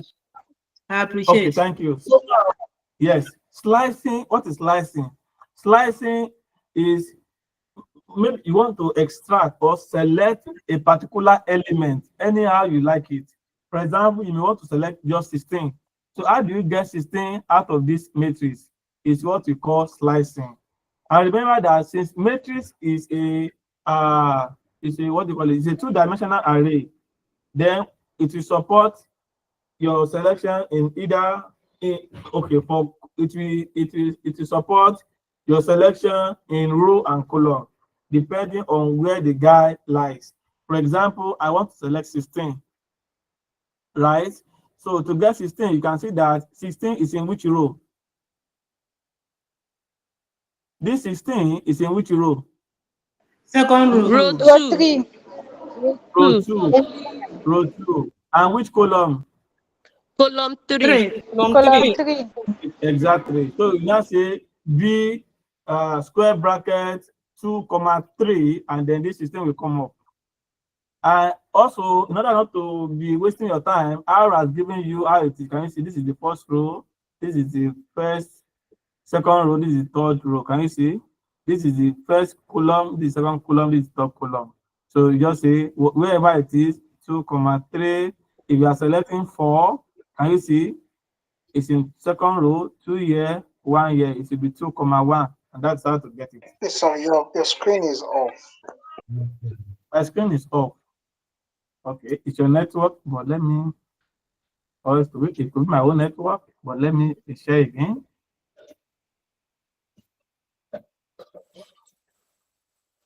Okay, now can you see my screen? Hello, can you see my screen?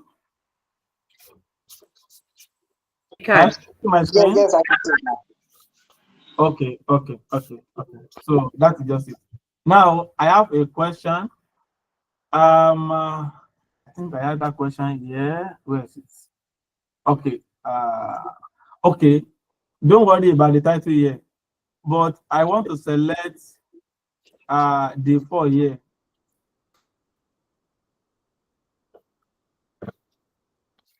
What would be the syntax? Thank you so much. I'm waiting for your answer.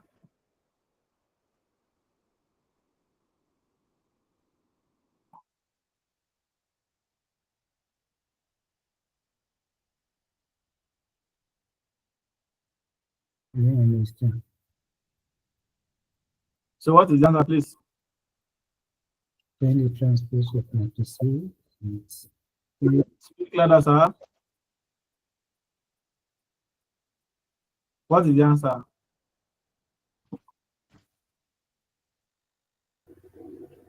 It's simple. Sorry, now. are you asking about the dimension of where 4 is located? If I want to select 4, how will I get it?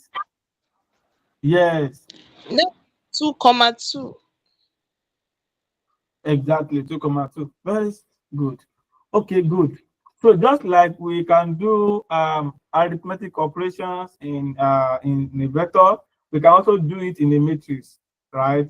Just put it here. Where the thing is becoming more harder is when you want to do multiplication. You also know, if you're a teacher, when you taught us in high college that time, you see the way we are doing through all those additional of a very hard. But in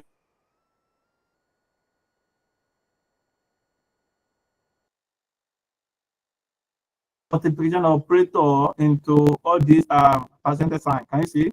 You just say A percentage, the times operator percentage B, then you get your multiplication. So that is how to do the multiplication part in R. Is it clear? Yes, it's clear. Okay, the matrix transpose. So transpose is just like you are arranging from row to column.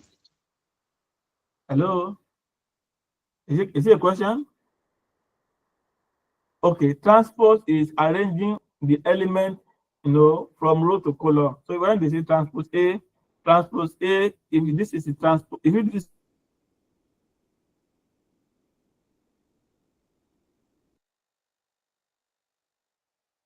and the other by 3, right? The dimension of A here is 2 by 3, but if you are doing the transpose of 8, you now be 3 by 2. I hope it is clear. Yes, it's clear. Okay. Of course, you can also do an inverse of a matrix. So this is A inverse, right? And to do A inverse in R, you just do you use, what do you call it? You use solve function. It's called solve, right? Solve. You use solve function to get the inverse of A, and that is it. So any question?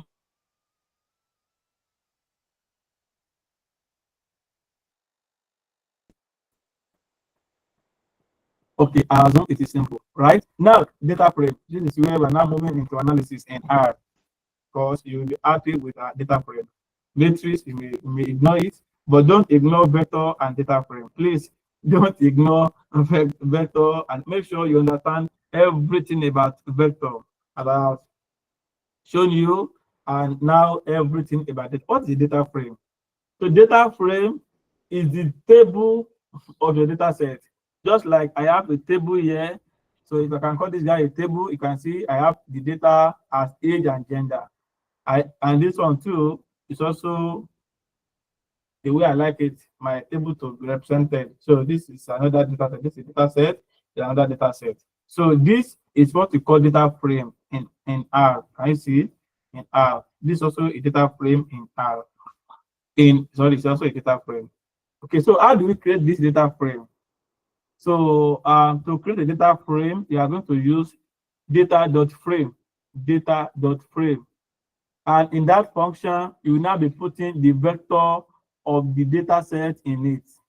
So for example, if, as we have here now, this is age, this is gender, this could be maybe bank account. Do you have a bank account? Yes or no? Yes. No. Yes. Yes. Everybody in this call must have a bank account so that I can pay you money. Okay, if you don't have bank account, then you will not get money. Okay, good. So this is the data set in Excel. So if I just do like this, and I do my R to be like this, no, go back. Go to the right place. Okay, you can see now, look at it. So to represent this data set, so it has to be, this age will be in a vector, and you put all the elements there. Can you see element there? Then this gen, remember they are not the same, but just like the way I have it here. So this is gender, this is gender. All the in gender, you have to distribute it. And also you must take care of the data types. Now this is bank account, right? It must be arranged the way it is, and that is what we have in data frame. So when you now call it out, it will show you like we have it in Excel. And in your own, when you do it in RStudio, there will be like a number here. So this will be 1, 2, 3, 4, 5. So that number is what you call row number, right? It's just showing you that this is row 1, this is row 2, this is row 3, 4, and 5. Please be aware of that. Okay, and just like as I said before, and I'm saying it now, every column in a data frame is a vector in R.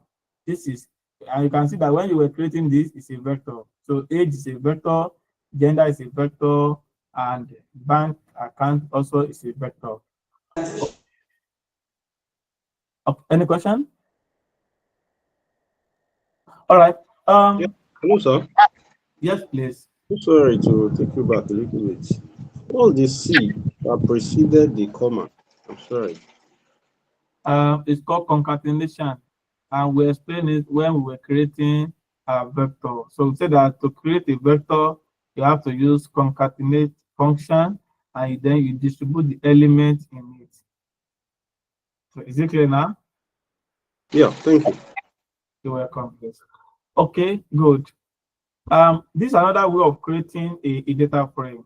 So here you will see that we created our vectors inside the data frame.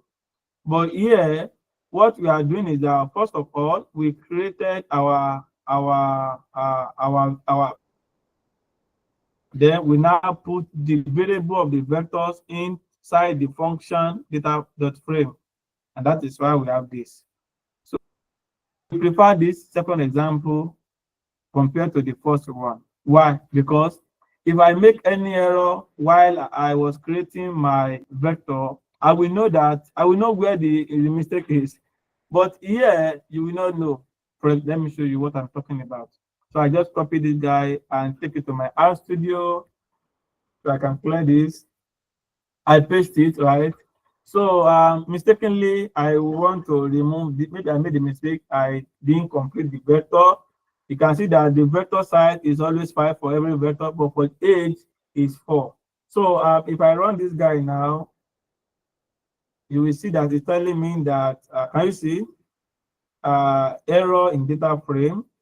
Arguments imply differing number of rows. Can you see? 4, 5. So it's telling you something is missing. Should be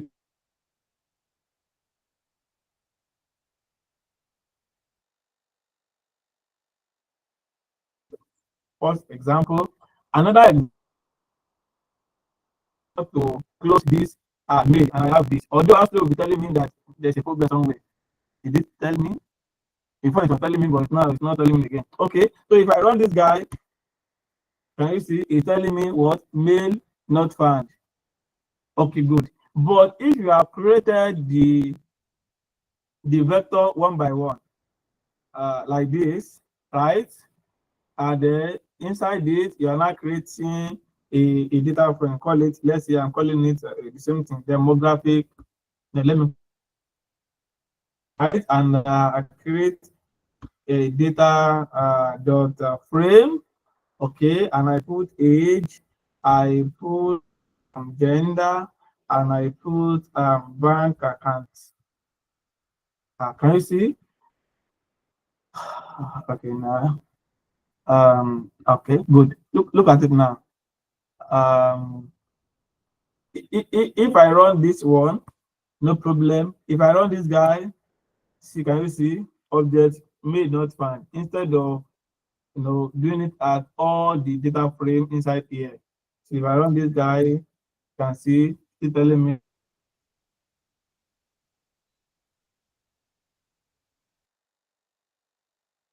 a character that must be quoted. So that is why I like the second example.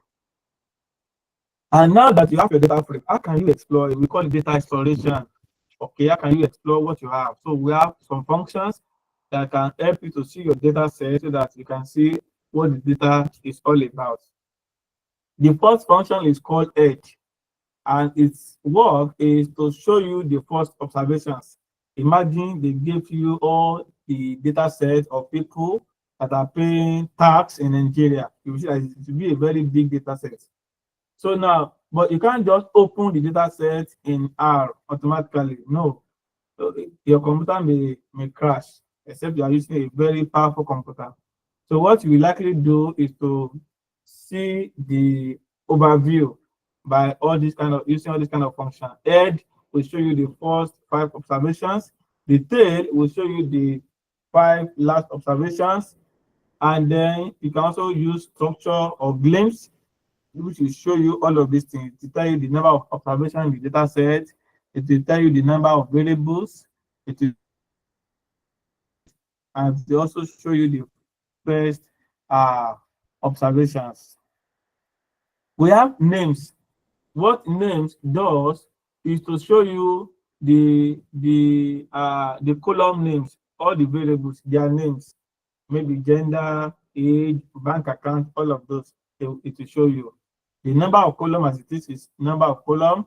Dimension is to show you the row, the number of row and the number of column. This view here is dangerous.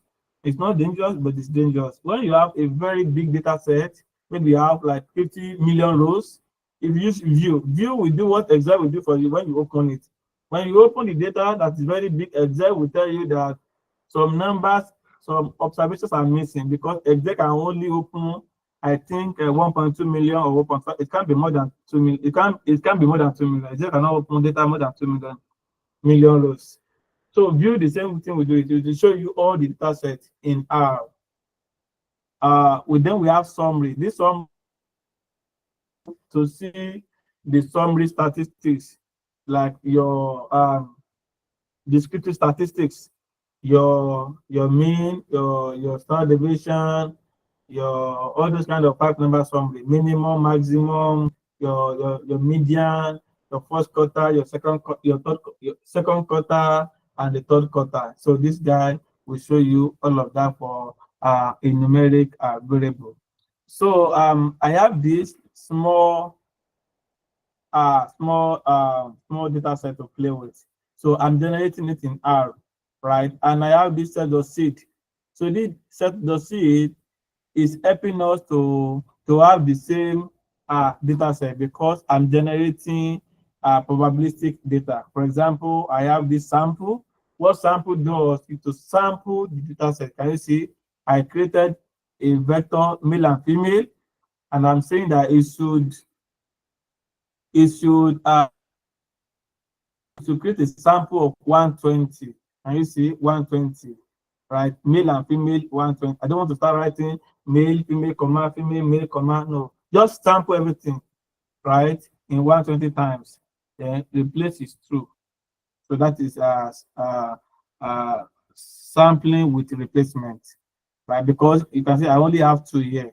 So if I say replace is false, there's no way you can generate 2. You can generate 120 from 2. It's not possible, right?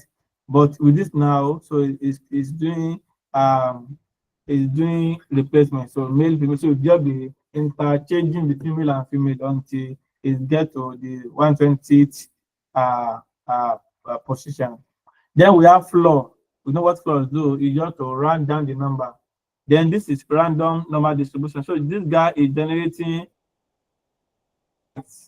for set of people. Then it has the mean of 3 and standard deviation of 0.5. If you do statistics in your maybe in your 100 level or 200 level or wherever you do it, you know that normal random distribution has 2 parameters, mean and the standard deviation, and that is what we are including here. And here we are saying that try to round down the number. Now, if you have the height of 3.7 meter, so then it will round it down to 4. Okay, the same thing width, right? Okay, and then now I created a BMI. So you know that BMI is width over height squared. Now, then I now make a data frame out of it.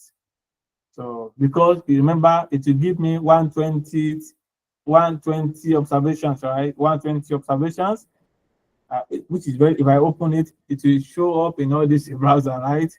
So that is why I am using add function to see the first 6 observations. I can see this one is showing me the last 6 observations, just as I said before.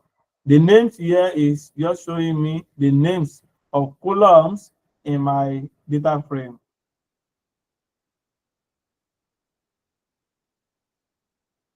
Column names, which does the same thing as names. And this is the view, right? View will show you all the data set, all everything. So I try to cut so that the image will not be too longer. Right? I try to cut it. Now, to show the statistics, you can see I use summary. So summary will do all these things for you. You can see the eyes. So this is what I call 5-number summary: minimum, first quarter, median, mean, third quarter, and maximum. In statistics, the mean is not included in the 5-number summary, but summary is just showing us all those kind of distribution. You can see weight and BMI. Gender is, since gender is character data type, it's only telling us the total gender in the data set, and it's telling us its class, right? The mode, don't worry about the mode, it's just showing this thing. Okay. Now I believe you know how to generate data set in R. You know how to create a data frame. R also has a lot of inbuilt data sets that you can play with. We always joke in community that everybody always use Iris, right? So R also has Iris data sets. So, for example, if you call on this data, it will show you many default data sets in the R software. Okay, for example, you can just say data Iris, and then you can start using Iris. Of course, to use Iris, you don't need to call data. Just type Iris. I'll know that you are talking about Iris. But I just put this on there just to show you that, okay, I have data Iris. Okay, now the 6 observations, first 6 observation. I also have data set called air quality, which gives you all this. You can see the variables, the ozone, the solar .r, the wind, the temperature, the month, the day. And if you want to know, if you want to get data dictionary, or you want to get the app for that data set, you can just call a question mark. Remember, to get any documentation or app concerning a function or inbuilt data set, you have to use question mark and then the name of thing you want to look for. And now this one is giving me all of this. And you can see what ozone means. Ozone is what? The mean ozone in parts per billion from 1,300 to 1,500 hours at Roosevelt Island. You can see solar.r, the same thing. Wind, average wind speed in miles per hour at 0700 and 1,000 hours at La Guardian Airport. So just read more. Now, the same way we can subset vector matrices, we can also subset data frame. Remember data frame, because data frame will always be arranged in row and column. This is row. Can you see this is the header, and these are variables. You can see that everything is being arranged by row. This is for the first observation, or the first human being that they got data set from. This is another second human being, third human being, fourth human being. So you can see that it's always by row. And column is showing the main kind of measurement, right? The measurement. So it's always it's also a 2-dimensional array. So okay, good. Now to select a specific column in R, right? So we can use this symbol, the $sign symbol. So if you just say the name of the data frame, dollar, and that variable that you are looking for, it will show you all data sets. And automatically, if you are, for example, now I have this demo 2, right? Demo 2. Once you press $sign and you press tab, you see, sorry, I think I've not run this. Let me see. Okay, good. So if I just say demo 2 and I press $, it will show me all the variables. Can you see? All the variable in the data set will be shown here, and if you can take any of them and run it, and it will pour all the vectors for you. The same way, press tab, a bank account, run it, it will show you the results. Okay, so that's the first way of selecting a particular variable. All right, and then what other thing? You know that if this bank account, let's say you have age, right? And now in this age, so you want to select maybe 18, and here you can just press 2, and you see, and you get your results. Is it clear? Don't forget when you are selecting a vector, we said that we'll use a square bracket and you put the position of the element you want to get from it. Okay, once you have the variable selected, you can perform any operation with it. For example, I can find the average sepal length. This is remember, this is like a character, the species in the data set, which are all of these. I can get the tabular representation of them. So total is 50, versicolor is 50, virginica is also 50. Also, you can also use this two-dimensional array to select it. So you just put the position of the element and the column position, and that will give you the work. Now I have this one as an example. So if your data frame is called data and you put this one there, what is the interpretation? So this guy will show you the first row and all columns. Remember, we did not put anything here. So if you don't put anything here, it will only show you that you just want to select all the columns, but it will be in the first row. Is it clear? Okay, it will get clearer when you get the sample, the work. Here, when you omit it, you are saying that you need all the rows, but second column. Can you see? Now here, because you can see this is the first array, right? You are saying that you need first, third, and fifth row, but the second column. This one is saying that it's still the same thing, 1 to 3, right? You need first, second, third row, but just first and third column. That is what you have here. This one is not meaningful. It's just like you're calling out data itself. Okay. I have this data set, right? And then okay,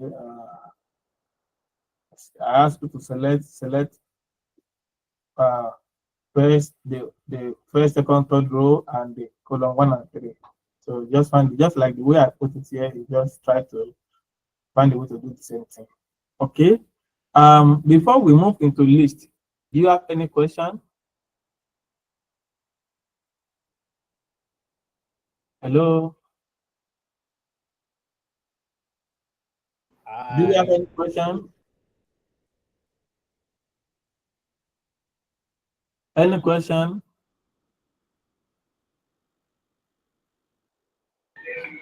Sorry, please. Like I think I joined a little bit late. I don't know this resource material that you are sharing here. I don't know how we can have access to it. This material, right? Yes. So this material is a book that we are writing to sell, and we would like you to, of course, you have money, so you will pay for it to get this book. It's still ongoing. You can see that it's still in chapter 6.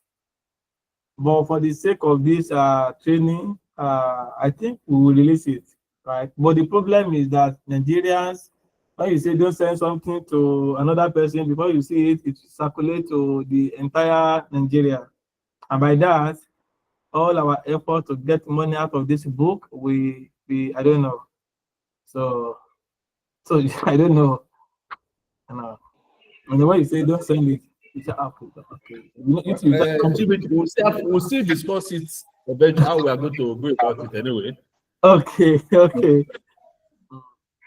Okay, but sorry, like I'll just beg your pardon just to at least benefit us with some of the things that you think will be beneficial to us from it. Thank you. Yeah, we discuss about it. Okay, but don't be following up, because if you don't get it now, even if you have the book, you will not have the time to read it. But when you pay for it, maybe we sell it 100,000 naira. It will pay you in this tipping economy, and you will find a way to read it. Okay, no problem. But do you have any question? Is it clear now? Okay, thank you. Yes. Yeah, thank you so much. Is it clear? The data frame, the matrix, the vectors. If it is clear in this at this stage now, I think we are in good standing. Okay. University of Ilorin, if they say you are in good standing, everybody will be very happy. If you are not in good standing, then you are out of school. Okay, I'm going to generate a set of data sets, and you will create a data frame for us. And you have like 20 minutes to do that, so that not be like the tutor is just talking and we are now following and we are not a robot. Okay, I'm coming. Let me find a good question to generate.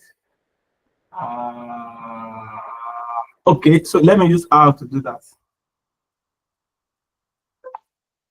Okay. Okay, I have. Okay, I want to generate 20 data sets. N is equal to 20. Okay, I have what should I generate? I'm going to give question to generate. Okay, no problem. Don't worry. Let me get a data set.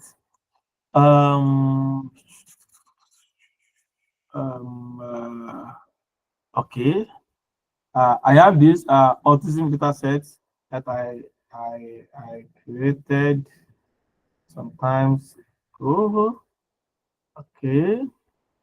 Please, in real life, right? You will not be the one generating data set by yourself. Data set will be given to you, and they ask you to analyze it, right? But because we are learning R, and we must know how to generate such in R. In the real life, in the original life, nobody will ask you to start creating data frame. Nobody. So I will take a screenshot and punish everybody by creating a data frame of up to 15. And everybody in this training will now share their screen, and let's see how they did it. Sorry, I'm punishing you. I ought not to punish you. I just want to know that you can create it by yourself. Okay, good. So now I am going to make it clear. Please let me know if you can see clearly, otherwise I can zoom it up. Can you see clearly? Yes. Yes, clearly. Okay. Or let me put it in PowerPoint. You can actually, it's fine. Okay, I think PowerPoint will do very good justice to it. Okay.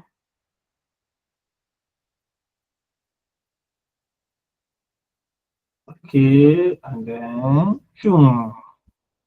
please create a this is too much. No, it's too, I think it's too much. Let me reduce it to okay. Okay. I think it's okay like this. Okay. Please create a data frame that looks like this. Use a script, right? Create a data frame that looks like this, and then all the functions that I've talked about to explore your data frame, like head, the tail, the what to call what again? The names, the dim, which one again? Yeah, and start playing with it. Are you ready? You see what you can do in this class? Yes, we are ready. Okay, please, let's go. Let's go. Let's go. Okay. Okay, I'm going to display the stopwatch, timer, So I'm going to how many minutes? I'm going to how many minutes? Okay, let's give is 10 minutes too much?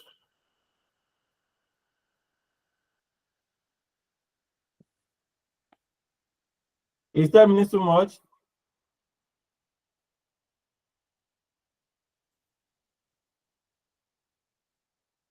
Is anybody in this class? Hello. Hello? You are here. How many minutes? 10 or 20 or 1 minute? Which one?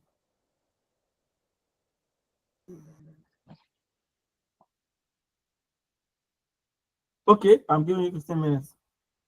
So Okay. your time starts now. What I will do is to make this guy shorter. Okay. Okay.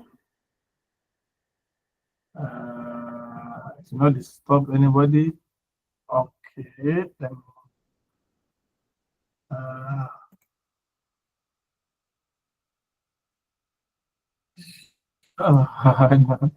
but I know it. It will tell me when is the time. Okay. Please, the reason why I'm doing this is that you will get an error when you are creating something like this. In programming, you always get an error. There's no, it's not a call, it's not a prayer. You always get an error. But the main stuff is to be able to solve the error, right? When you have one. So start creating something like this. This is a vector score. So it will be score is equal to concatenate 4.6, comma, all of that. When you are done, you create this one. You can see that we have several data types here. We have numeric, we have character, we also have any. Any means missing value, nothing is there. So I want to see how you will generate your any, right? And then we have this one too. So thank you so much.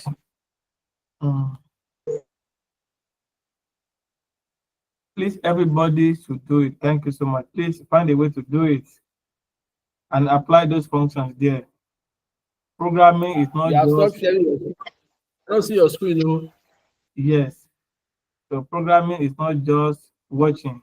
Must do. It's do. Talk and do.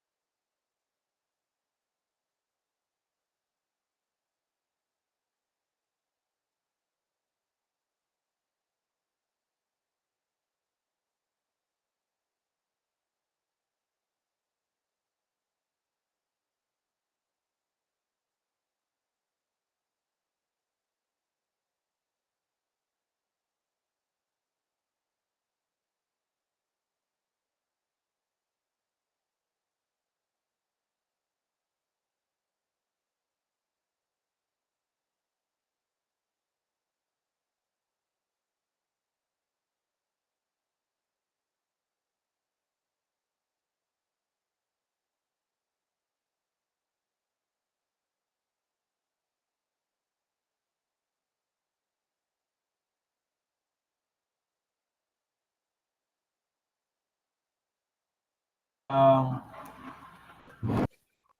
time is up now. So please.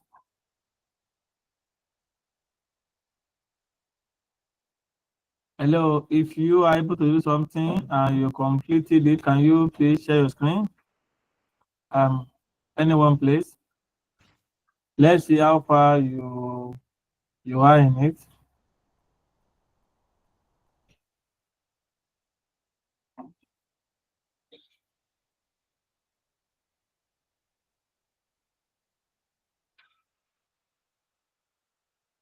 Hello, anyone, please.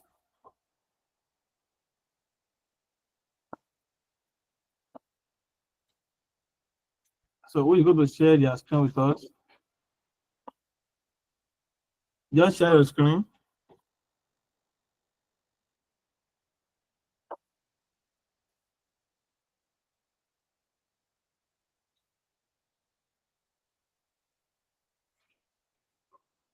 Madam Oluwatoyin.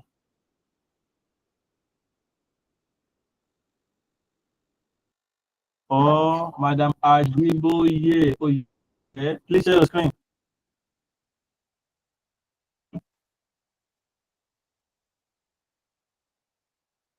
Hello.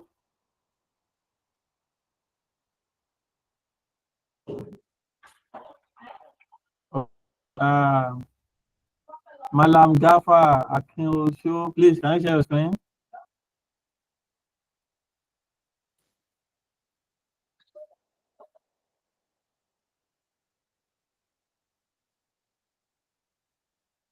So to share your screen, you can just click on the something like a download button. It's called Present Now.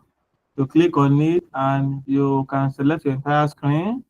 Then another screen will come up. You can click the middle of that screen and then you click Share.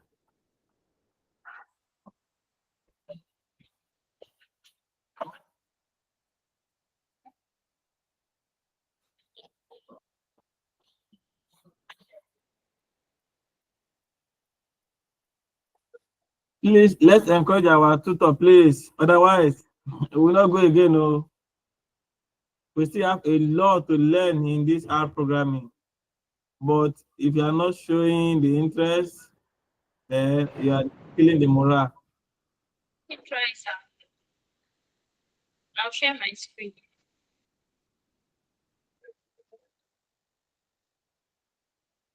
Their screen, I don't know why, and we are all okay. Thank you so much.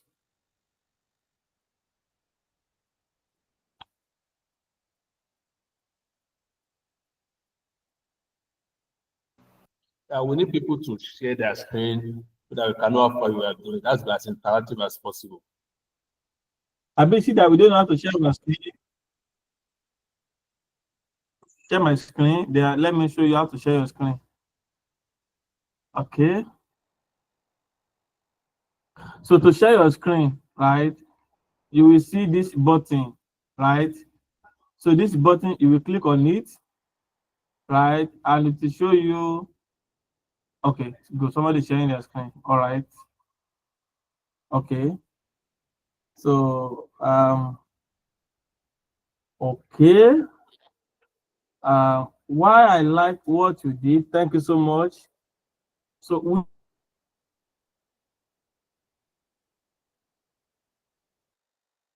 work on the console because if anything happens to your computer now, you not get it again. So it should be done on the script. So you can copy, just copy everything you have on the console and copy to the script. Like you will be able to save it. Yeah, just copy everything. Yeah, yeah, click and drag down, copy, yes. Yeah, copy to join this.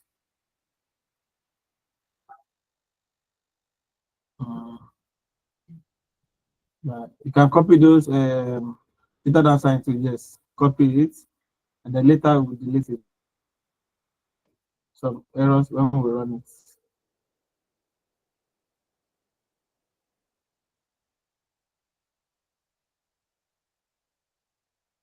Just copy it to that place. Control C. You can delete that one. Yeah. Then all those greater than sign, remove it.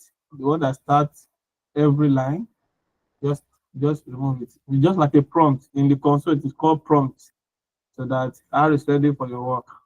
Yeah, great, great, great, great, great, great. Yeah.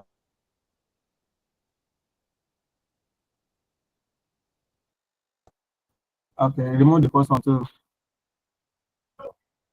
Okay, good. Yeah. Okay.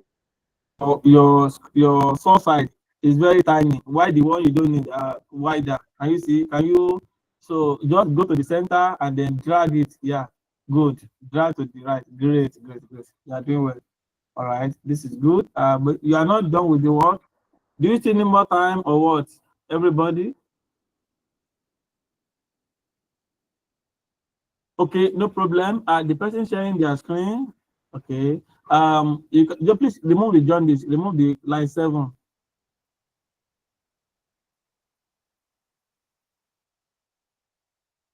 Also, please talk with your screen. Talk. You can talk. Remove the line. Yes, I need more time. You need more time, right? Okay. What that? Do you need more time or we are okay? Because I'm so happy that we've been able to cover a lot today. We have covered a lot. So what you did today, it took me maybe a year or 7 months. I don't know. So and you just learn it today, which is good for you. Okay. Do you need more time or we are okay? Should I continue?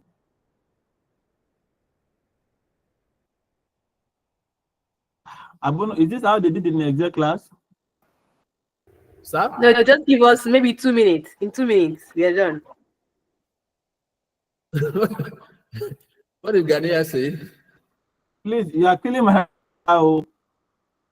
Please let the what did you say? I missed that.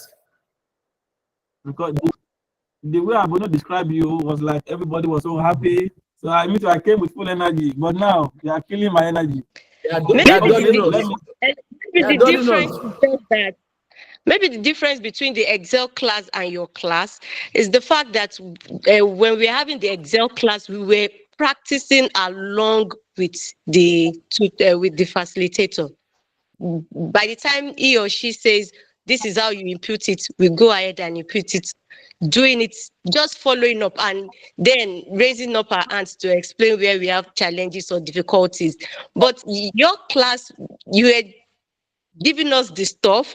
We just have to go through the slide with you without taking time out to really start putting those things into the R Studio scripts, like you've said. I think that's just the difference. Before now, I think the class, well, during the Excel classes, we were more interactive, I guess. But with this, we are still trying to understand how, like what the guy did was what I did, really. But I think if you were to be, while you were taking the class and you were saying, okay, you guys go to your script, type this, what did you get out of this? I'm sorry, that's just my observation. When you said Abono described us better than what you met on grad, we're actually just as good as you were. Yes, I like that feedback. And I also said it when I started it, like my work is on the browser. And I said that what you have on the browser, you can copy and paste into your house studio. For example, this work now, let me see where we created it. What we have here. So it is your own duty to copy this and take it to your house studio. This is a programming class. Excel is not a programming class. This is a paste. And then you run.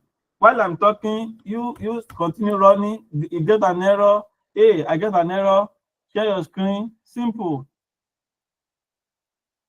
Right?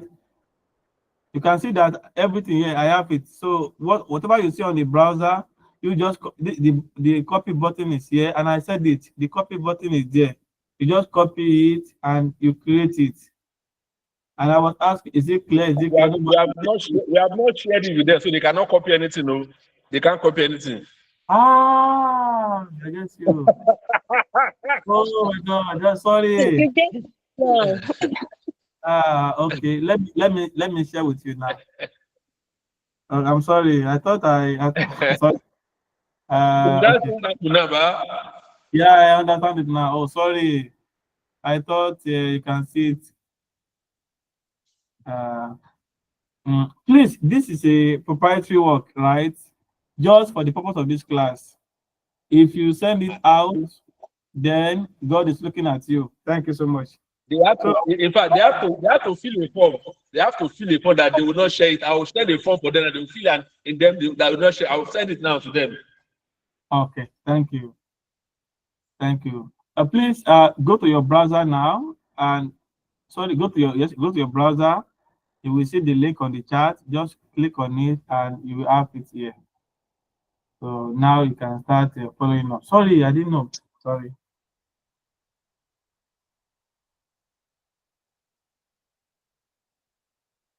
So if you open it now, it will take you to this side here, and then you just go to the data, the second chapter, the lab 2, and then click on the data frame, and you will see all those things there. For the example, we have this one here. And I said that in the real life, nobody will ask you to create a data frame from the scratch. It is easier to do this thing in Excel than to do it in R when creating data sets. So nobody ever created a data set in R programming. No, you will create it in it. That is why you cannot run away from Excel forever and ever. So you create data set in Excel, you type it in Excel, then you now import it. There's a way to import it into R programming. And I think that is where we are going to very soon.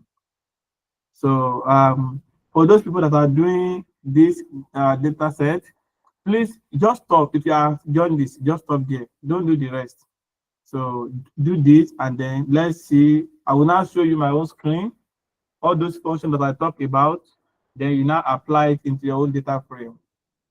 And the way I corrected the first presenter that time, if you have your own work on the console, please just find a way to copy it and put it into a script, into your source. Remove any error, any leading greater than sign, remove it, and then run it and see that everything runs, and then we are good. So this one now, for the sake of our time, I will just give you extra 5 minutes. If that is not too much. If you cannot open everything, you cannot enter everything, don't worry. Wherever you enter it, just stop there and start explore the data frame. So I'm giving you 5 minutes to just to create any of the things you can see here that you can see. Okay, good. You have 5 minutes. Yeah. Okay, good.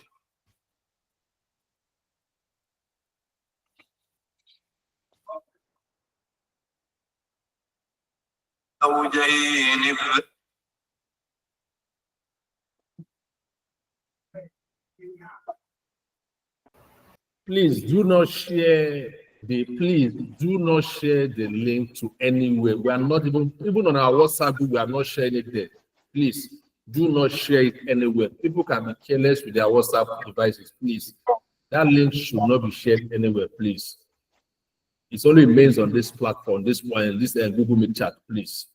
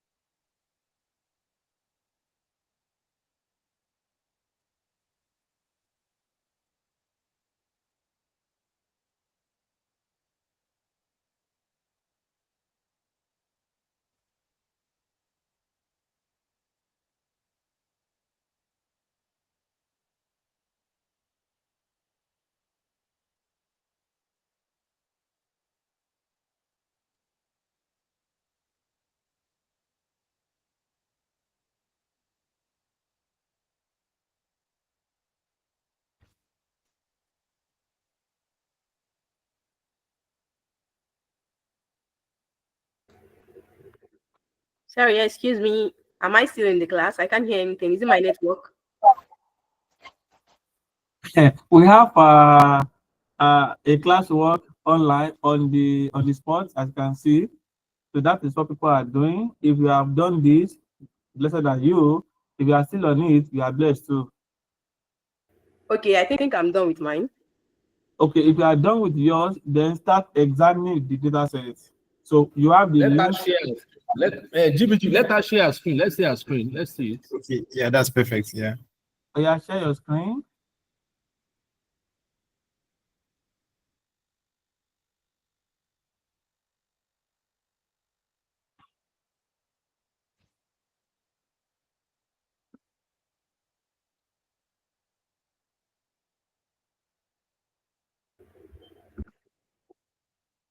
Sorry, hold on. Oh, great. Okay, very good. Can you see my screen? Yes, you can see your screen. Okay. Why am I not scrolling up? Sorry, pardon me. My laptop is processing time is kind of slow, so my system is currently hanging. Nigeria's time is also slow too. Everybody is managing themselves. You are not alone. No. During this call, I have restarted my laptop twice, so it's not. Even me, I don't know what happened to my laptop. The Bluetooth. Once I close off like this, I have to restart it before it works. I don't know why. Okay. Can you go to your untitled one on the screen? Yeah. What's here? Yeah. Yes. Okay, please try to save it. Okay. Yeah, Control S to save. And I said you must create a folder on your computer, call it our class or whatever name you like. Oh, sorry. Then when you are doing R Studio, if you have any other software that is heavy or heavier, so try to close it so that you can allow this guy to run since you have a lower RAM on your computer. Okay. What is this? Then I talk about the wrap. You did not follow the instruction. That is why your code is longer. Sorry. Oh.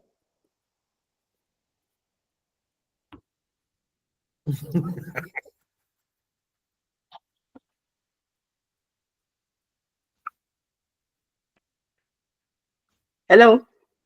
Yes. Okay, sorry, I'm with you now. Yeah. So can you click on tools on the menu? Okay. Tools. Yes.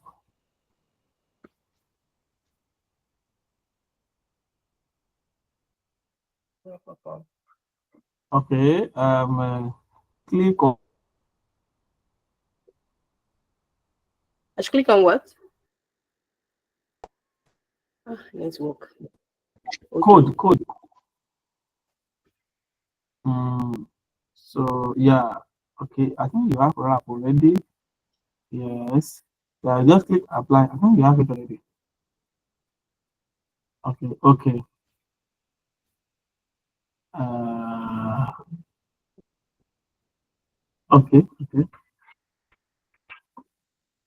Yeah. So you are okay. Can you scroll down? Okay. You have play with head. You play with tail. 79 structure. It's supposed to be STR, but I think it still works, Abby. Sorry. Click line 79. Run it. 79. Okay. That's what. Yes. Yeah, it works. Right. It's not working. It's not working. That is not what we are expecting. Can you click? Can you type STR instead of structure? STR. Okay. Yeah. Now run it again. Good. Okay. And you have to view. Okay. This is good. This is very good. Well done. Thank you. Yeah. Okay. You are doing well. Please clap for yourself. Yeah. Thank you. Good. This is good. All for you. Thank you, everybody. Yeah, not for everybody, just for you. Stop sharing and somebody to share too. Okay, Oh great. yeah, thank God. Present your screen now. We have thank God there. We have Said there. I let them present their screen. How about? Please present your screen. The class is ending by when? The class should technically end in 1 minute, right? 1 minute technically. Oh, another alarm is already making noise for another meeting now. Okay. So please share your screen so that we can end here and we'll continue tomorrow. God sparing our lives. Share your screen, share your screen, share your screen. This is a programming language. In programming language, you must ask questions, you must interact, you must show yourself. The more you are doing that, the more is staying. Excel will always stay, but programming, no. Except you work hard, that's when you can stay. Right? Excel too. All of them will not stay. You must practice. So all of them you must practice. Okay, you must practice. But you know, in Excel, you may likely not get any. You can see your head. You can see scope and carry it. Yes, but in programming, as you demand to, the secret will leak out. Even you are getting errors and you are asking nobody to assist you, because I can say I will go and figure it out. So in programming, we figure it out by ourselves.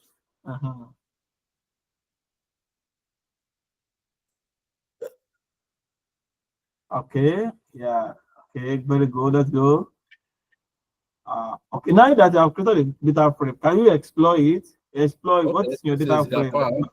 This is Gafar. GBG, can you look at your screen? We have Gafar on the screen. Yes, I know. I'm talking to him. Okay. So you have a data frame. Very good. You have not applied any functions to your data frame. So that is where you're supposed to do now. So if you go to the book, you will see in section 2.4.2, you will see several functions that you can use to play with the data frame. Let me share my screen so that you can see what I'm talking about.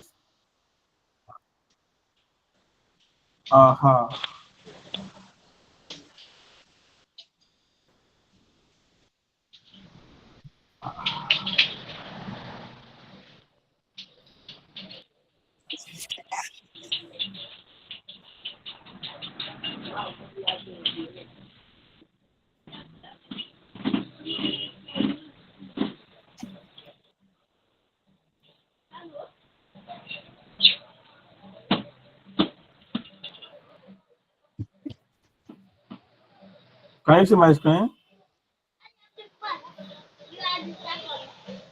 Not yet. Yeah, but it's not, you only see your Google Meet.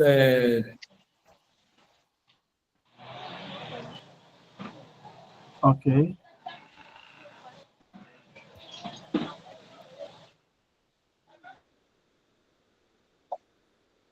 Okay. Now.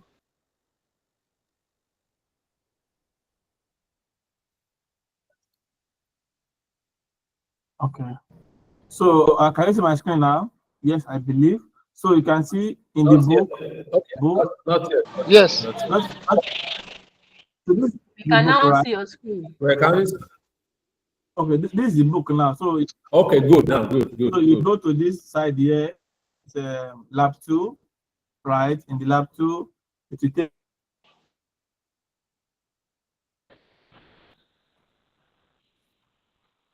for this lab. It's not here. But please, I GBG. Please, to teach us how to share our screen. There's somebody on the call that has been on that has that request. Please teach us how to share our screen. Oh, okay, so to share your screen, so you will click on this guy, this button here. Can you see this arrow button? So you click on it, and when you click on it, there's something that will come up. It tell you something like present or something. So you click on that thing, and then another box will come up. And at that place here, you click the middle of it, anywhere at the middle of the computer, you just click on it, and then another prompt will come up. Say, okay, when that box come up, right, you will see something like this window or entire screen. So I always like to use entire screen so that when I'm navigating anywhere, you can see. So you click on entire screen and you now see present. Then you present show up like this. Or let me show you. Let me go to another. Okay, let me use another account to join this call. Okay. So now you can see. So to come up like this, let me. You can see my screen. Hello, can you see my screen? Yes. Yes. Okay.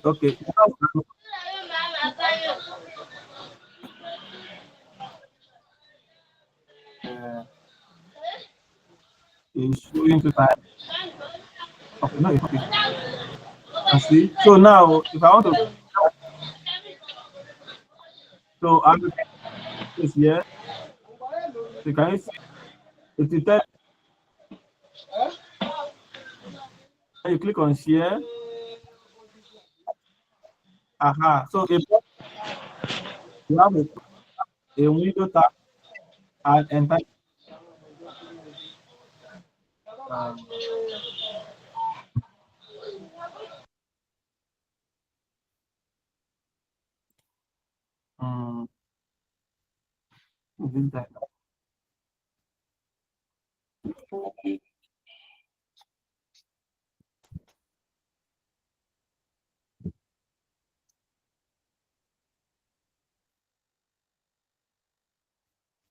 Is that fine?